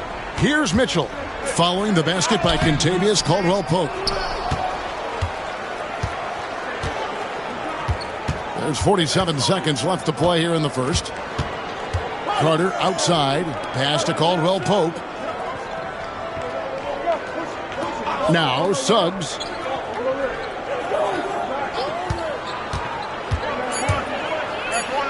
Got a hand on it, and they're able to recover. Well, playing his role to perfection, using his size to control the glass for his team. A three-pointer, Wiggins. Orlando grabs the miss. And by virtue of the NBA schedule, their first game of the new year is against Miami. And they usually came out on top when these two teams faced off last year. No surprise, they're the better team. That evens the score. Well, he can beat you in a lot of ways. Very challenging to defend. That shot is off. It's all tied in Miami. Stay with us as we get set to bring you the second quarter right after this.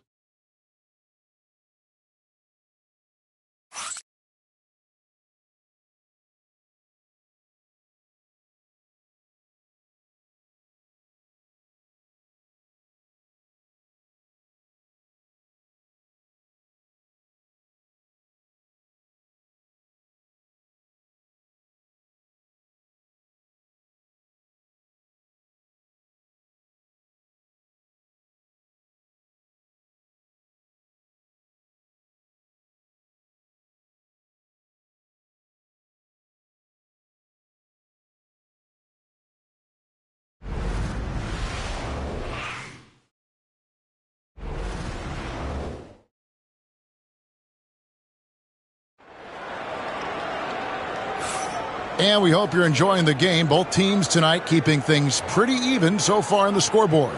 And let's quickly break down the game we've been seeing from the Heat, guys. Stingy on the defensive end in that first quarter. They were just getting up into people. Yeah, but it's hard to keep that kind of intensity for the entire game. But if they can come close to that, they'll be in a great spot. The Heat on offense. So, Stan, you can talk about this. We always hear about Heat culture at the Miami franchise from top to bottom. Everybody is all in and focused in one direction, aren't they? Yeah, Kevin, I think that is the greatest strength the Heat have had as an organization is they are all on the same page. And I think they've done it in large part because they have great continuity. If you just look up and down their staff, guys have been there forever. And that allows them to have a very consistent culture. And teams have tried to copy that, and it's been very hard, hasn't it? Well, it's been hard because the part they leave out is the consistency part. You can't build that kind of culture when you're making changes with your coaching staff and your front office every 2 to 3 years. This is how the floor looks for the Magic starting the second. Black is out there with Cole Anthony. Then there's Jonathan Isaac. Then there's Banchero. And it's Bitadze in at the 5 down low. Now Hero still scoreless. Pass to Anthony. Great pass to set up the lay-in. Anthony's got the lead up to 2 now for the Magic. Wiggling his way in there. Anthony made it work in close. Burks the pass to Hero. Back to Burks. Launches a 3. Gets the three-pointer to fall. Burks has got his second basket of the night. Well, those go down for him in his sleep. Getting the latest now from our sideline reporter, David Aldridge. David, it's all yours. Take it away. Kevin, thanks. Last season, the Magic retired the first jersey number in their franchise's history, that of our esteemed colleague and Hall of Famer, Shaquille O'Neal. Orlando's #1 pick back in 1992, Shaq went on to lead them to their first NBA Finals appearance in 1995. The honor is well-deserved, Kevin. Yep, he's our teammate, isn't he, David? We love him as a guy, and we love him as a player. Greg, you look at the great coaches. What are 1 or 2 of the most important qualities for success that you see? Well, for me, Kevin, I think you got to be able to adapt tactically. I mean, that's huge, and especially in the playoffs. But most important, can you motivate and unify a locker room? That leadership quality is what really puts a coach over the top. That free throw missing. Working his way from scout to head coach, Jamal Mosley was a longtime assistant under Rick Carlisle. He has paid his dues, Coach.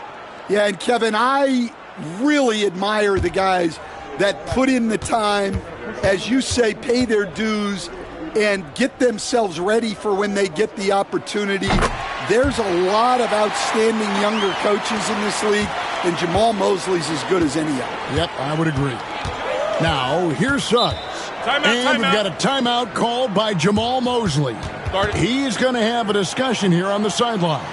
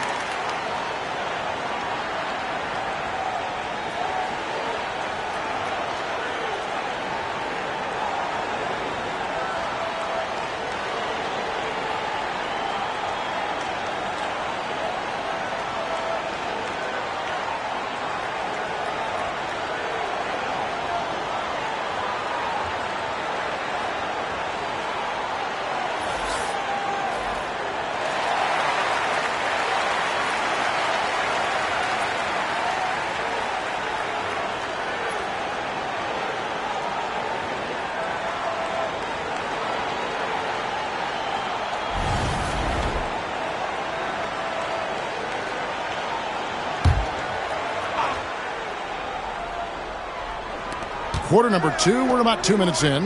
Magic moving the ball around. Anthony left side.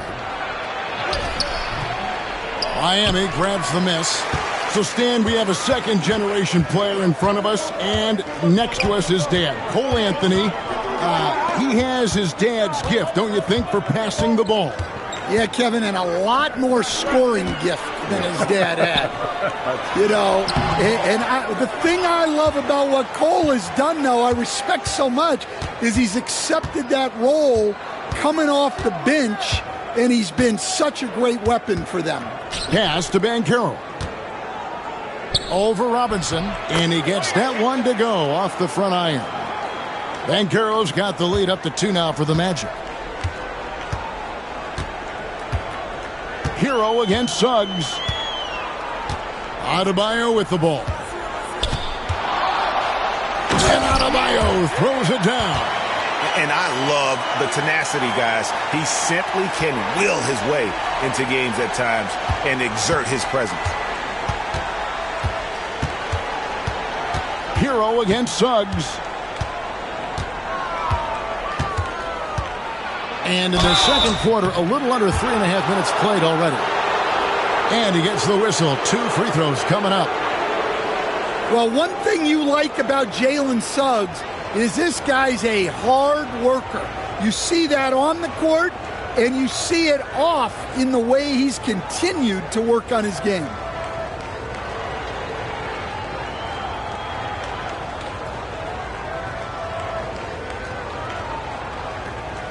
Shooting 2.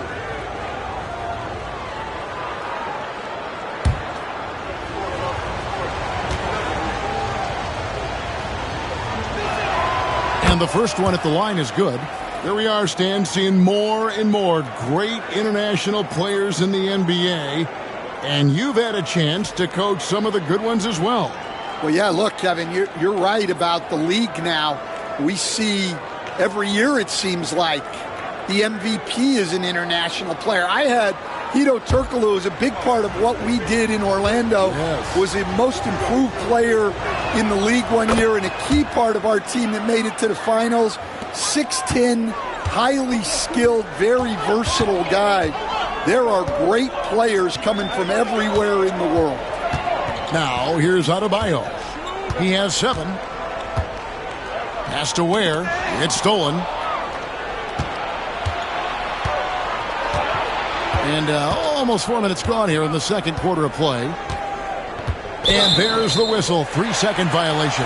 And check out the numbers for Kentavious Caldwell-Pope, how he performed last season. Averaged about 10 points a game, 2 assists, and 2 rebounds. Nothing about his numbers really jump out at you, but he'll come up with a timely play or 2 every game. Yeah, look, it's not about being a stat stuffer. It's about being a guy coaches can count on and an asset to the team as a whole. Adebayo, great positioning on the putback. Adebayo's got the game tied up here for Miami. Well, the activity that Bam plays with is special. He's always looking to grab an offensive rebound. Caldwell-Pope feeling it out a bit. Wagner, that one good for 2. And the Magic lead by 2.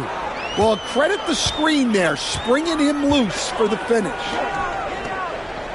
Back to Mitchell. Adebayo against Carter. That's another one for him. His 5th in just 7 shots. Magic have gone 4 of 6 from the field here in the second. Wagner outside. Back to Suggs.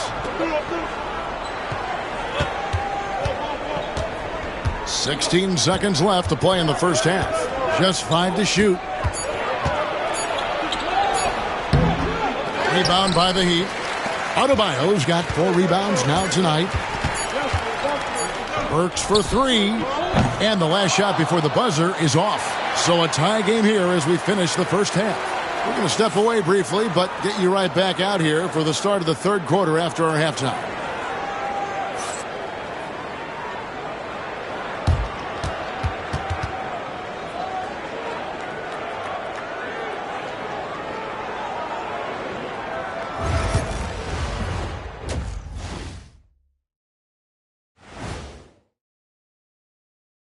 Glad you're joining us for halftime. And fellas, how about Bam Adebayo getting it done to start the game?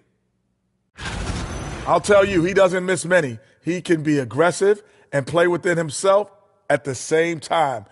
Heck of a first half. Shaq-like percentages for sure. And during that first half of play, these two leading the way for their respective teams. We've got a game within a game. These two guys are trading blows, raising elbows, trading bows, making me wish I was out there right now. That I would like to see. Shaq serving up elbow Sammys. With extra mayonnaise. And that's all for us. Now it's time to send it back to Kevin Harlan for the beginning of the third quarter.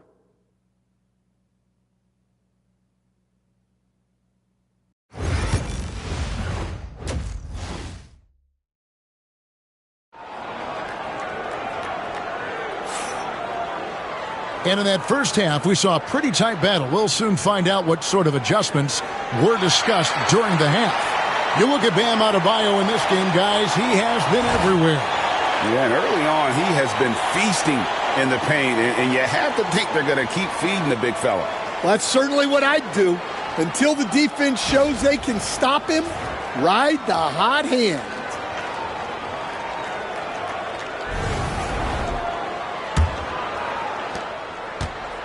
The Heat shooting 47%, pretty solid.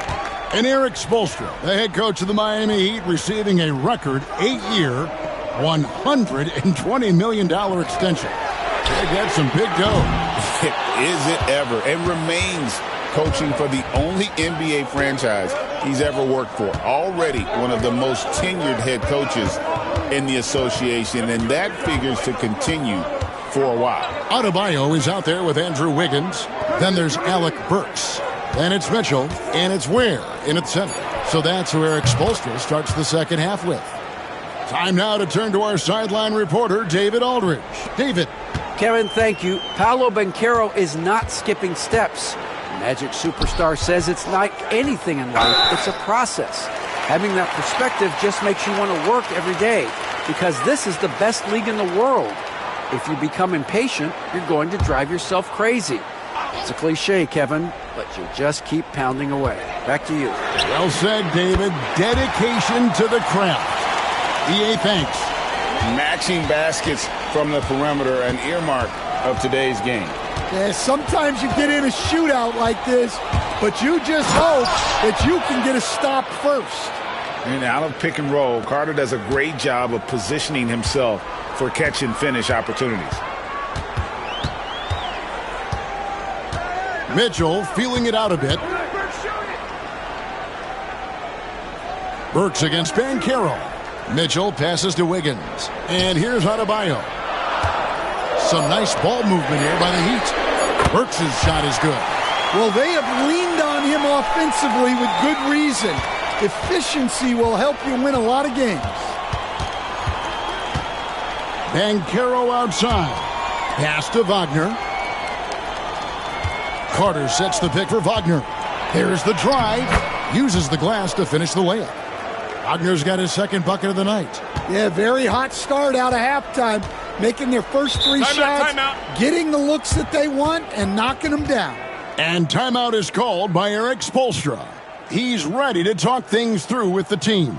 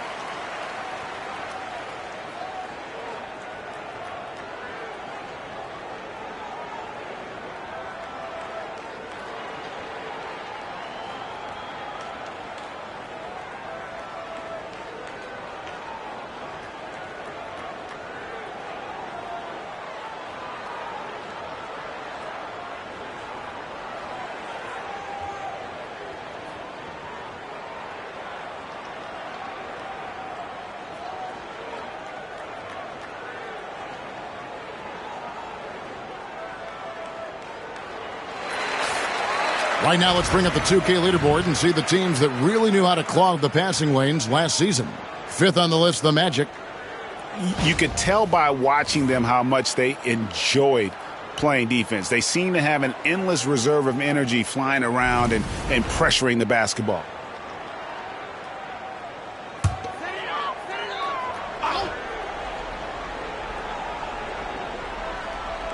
And now around 2 minutes gone by in this half. Oh, and there's the alley-oop. And it's out of bounds.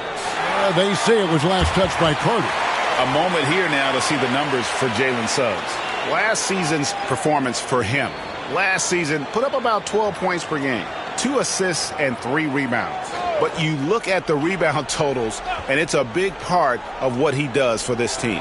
Everybody has their strengths. Easy to see that rebounding is his, and he is honed in on it. On the clock. Great defense that time from Banchero. Back in 2022, the #1 overall pick was Paolo Banchero. What do you think of his game? You have to love his game, Kevin. I mean, handles the ball as a big guy at 6'10", makes plays for other people, scores, gets to the free throw line. All-star game in his second year. And on that team, he has really, really looked to defend. This guy's future is bright. And their coach is another guy from the Seattle area, right, who has come on the NBA and starred. There have been quite a few of them.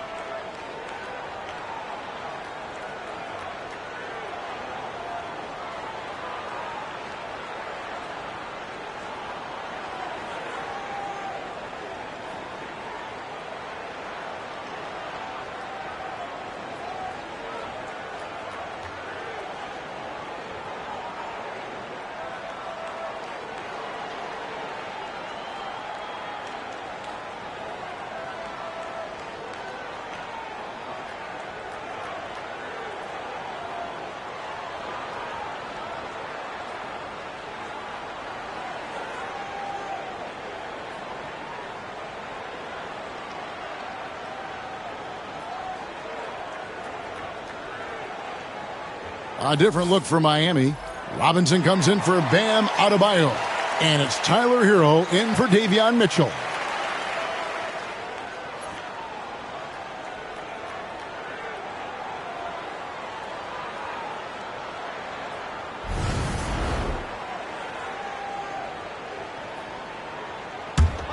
The Heat trail by 3. Well, Coach Van Gundy, you spent a number of seasons with the Orlando Magic franchise. And looking back at that time, what stands out? Well, Kevin, what stands out for most coaches in jobs, we actually won a lot there, and the winning stands out. I coached a great group of players, inherited not only talent, but guys of high character. It was winning, and it was fun. You did a lot of winning down there. We did. Well, you have to deny the entry to Wagner. He's just automatic around the rim. Hero kicks to Robinson. And that's out of bounds. Miami will retain possession. And he jumped out to that ball immediately. Great reaction on that deflection. Yeah, and you know they're tracking the tips and deflections because that tells you who's affecting the game. And the Heat making a change here. Marquez is checked in.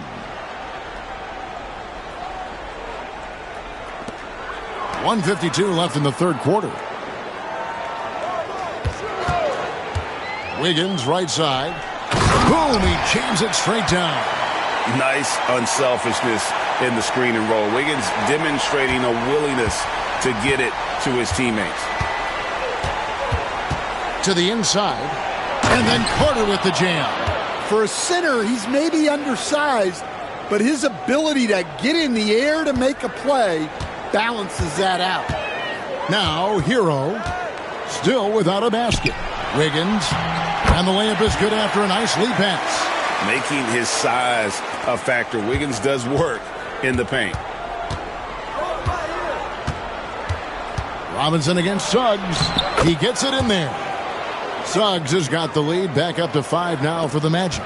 And what a half for this offense. If they can stay this high, a great chance to extend this lead. Robinson passes to Ware. Now Hero. Defense right on him. Magic leading by 5. Banchero kicks to Black. Back to Banchero. And good that time. Banchero's got 4 points now in the quarter. Well, if it ain't broke, don't fix it. They keep getting it in the paint and continue to score consistently. Wants it up for Wiggins, and it's Wiggins with the jam. Verticality gives Wiggins the upper hand, almost unstoppable once he's midair. Wagner against Wiggins. Wagner, right side. And that's going to do it for the third quarter. Magic out in front, up 5. We'll be back shortly live from Miami Arena.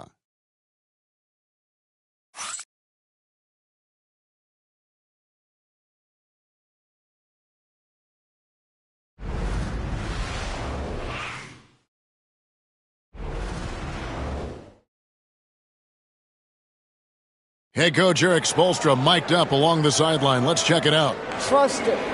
Good to great. Good to great. Don't settle for average shots. Move it. Well, Coach Spo instructing his guys, Greg, to just take great shots. I mean, no reason to rush into a bad shot, especially with 24 seconds to work with. And with 3 quarters behind us, we start the fourth quarter in what is still anybody's ball game.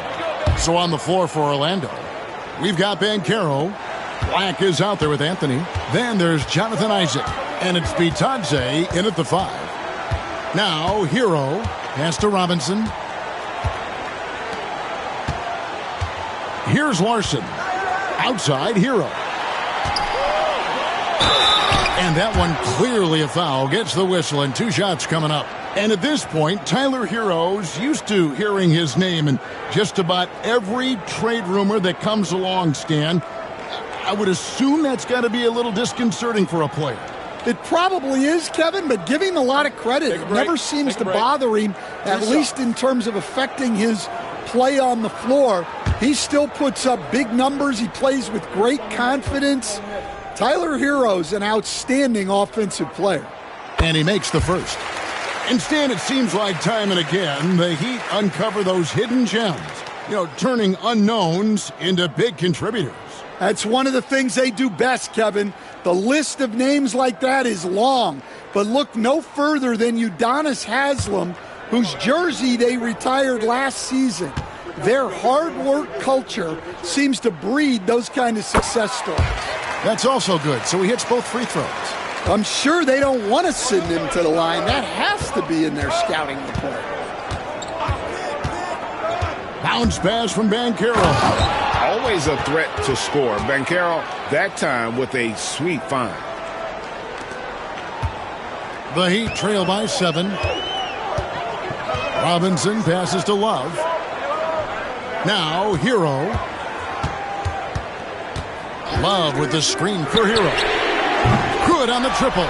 Well, that's the danger of giving Hero a look from deep. And Anthony's got the ball here for the Magic. Now let's check in with DA to see how Bam Adebayo's doing. David. Kevin, I caught up with the head athletic trainer from Miami. Oh, that is not what you want to see. It sounds like it's a serious injury. Really not the way you want to start the season. Some bad luck right out of the gate. Kevin? David, thanks for checking in. On top of it as always. It's interesting. Even with the advancements in strength and conditioning, injuries continue to impact the game. Well, this is a high-impact sport, and the league continues to get bigger and faster. Shots good by Hero. Their ability, again, to stretch the floor, particularly in this second half. Yeah, and where has the defense been? They've been content to let them fire away. They've got to close out to the arc. And we've got a timeout called by Jamal Mosley. It's a chance for them to regroup and refocus.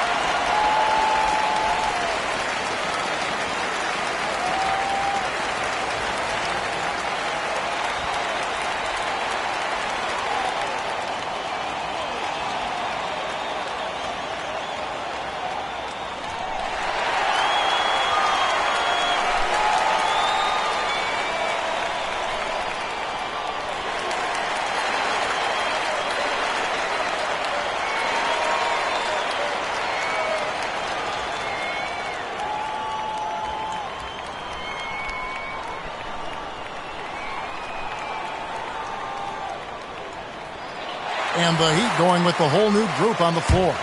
So Orlando going with an almost entirely new group here. Carter, he's checked in for Goga Bitadze. Franz Wagner comes in for Isaac. Kentavious Caldwell-Pope, he's checked in for Cole Anthony. And it's Suggs in for Black. A moment now to hear from our sideline reporter, Hall of Famer David Aldridge. David. During that last break, I got a chance to hear what Jamal Mosley said to his team. He told him he liked the way they were working, but he said we have to really get after it. All we need is a couple of stops. Keep your focus. We'll see if they can close it out. Kevin? Thank you, David. Now, here's Suggs. Down to 5 on the shot clock. The offensive rebound. And it's Banchero missing. That's not the type of opportunity he fails to convert very often. To the middle. Adebayo down low. Defended by Carter. Count that one. Now just a 1-point Orlando lead. Well, give him credit. Offensively, Bam has been fighting hard, really taking it at the defense. Mitchell against Suggs. Banchero outside. Craps in the tray. Banchero's got 9 points here in the second half. A ton of confidence for Banchero. Big moments, no pressure. Here's Adebayo. Banchero grabs the board. Banchero's got rebound number 5 here tonight. Suggs dishes to Caldwell-Pope.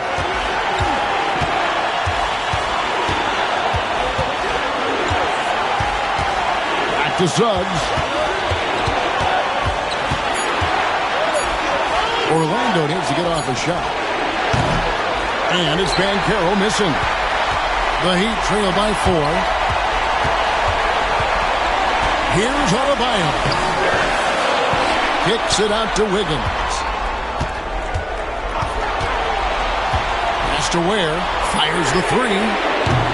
And it's Wagner with the rebound. Orlando, they've gone 4 of 8 in this fourth quarter, shooting an even 50% from the field. Outside for Caldwell-Pope. Banchero a screen on Mitchell. Now, here's Suggs. Takes a 3. It's Adebayo with the rebound.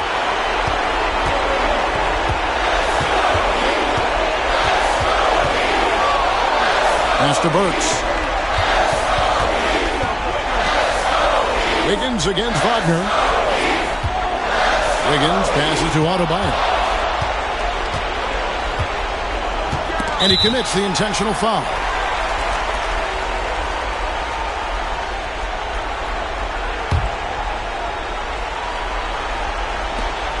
.29 seconds left in the fourth. And now they decide to foul intentionally.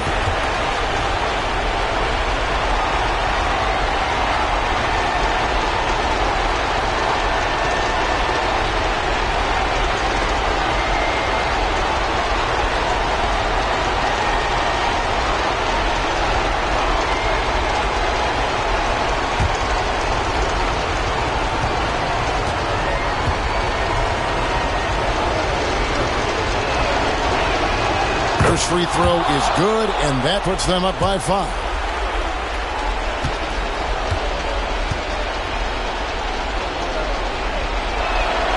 And so he drops them both. It's a 6-point ball game. Taking care of business at the line, and he adds some cushion to their lead. And we'll have a timeout called by Eric Spoelstra. And clearly an important juncture. He's going to have some choice words with his team.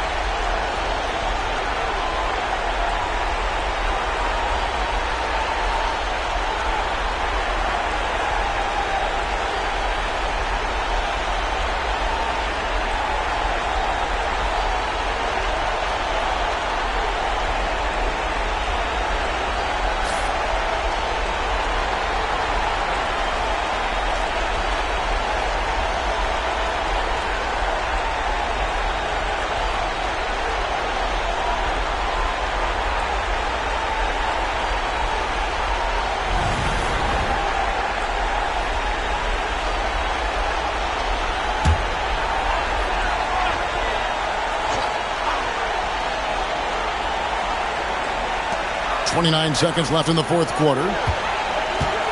Pass to Adebayo. Rejected by Banchero. And when Banchero turns it up, he can be a factor at the defensive end. And we got to take a second look to admire that outstanding block. And guys, they'll think twice about attempting that shot again. That was a big-time rejection.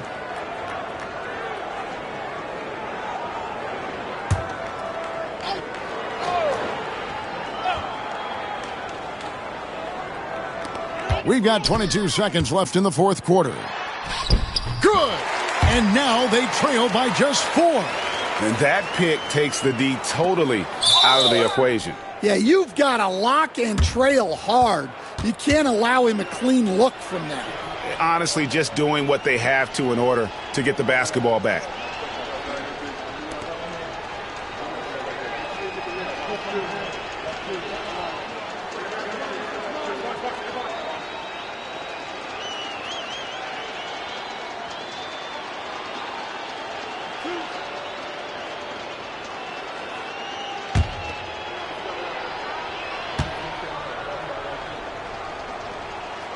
So the first one drops, and that puts them up by 5.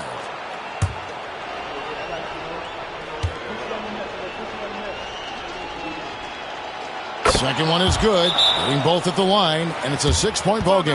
Now a timeout called by Miami. 17 seconds left here in the fourth quarter. What do you think we're going to see coming out of this timeout? They need a quick basket here. Yeah, and if they can get a decent look from 3, that's the shot to take. Not a lot of time to work with.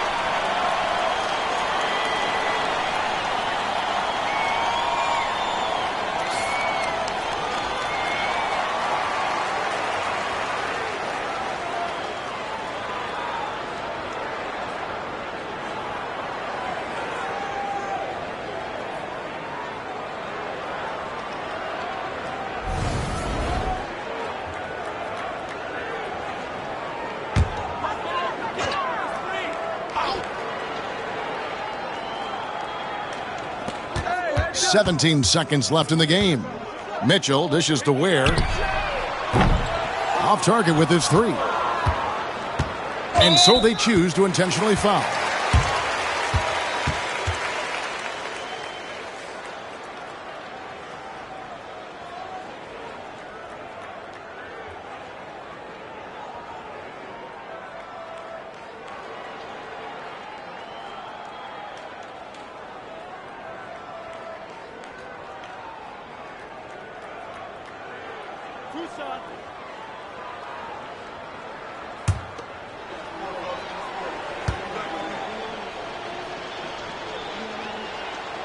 Good on the first, and that makes it a 7-point lead.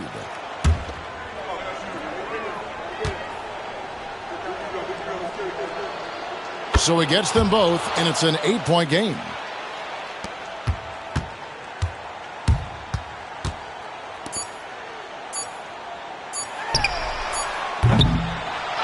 And so it's Orlando winning this one. And in the win, a comfortable win in what was, I think, G, a pretty hostile environment. It really was. You know, it's never going to be easy on the road, but they didn't have too many problems with that tonight. That concludes the first game of the NBA season. So for Stan Van Gundy, Greg Anthony, and David Aldridge, I'm Kevin Harlan. Thanks for watching the NBA on 2K Sports. And as we leave you, we give you our player of the game, Paolo Banchero.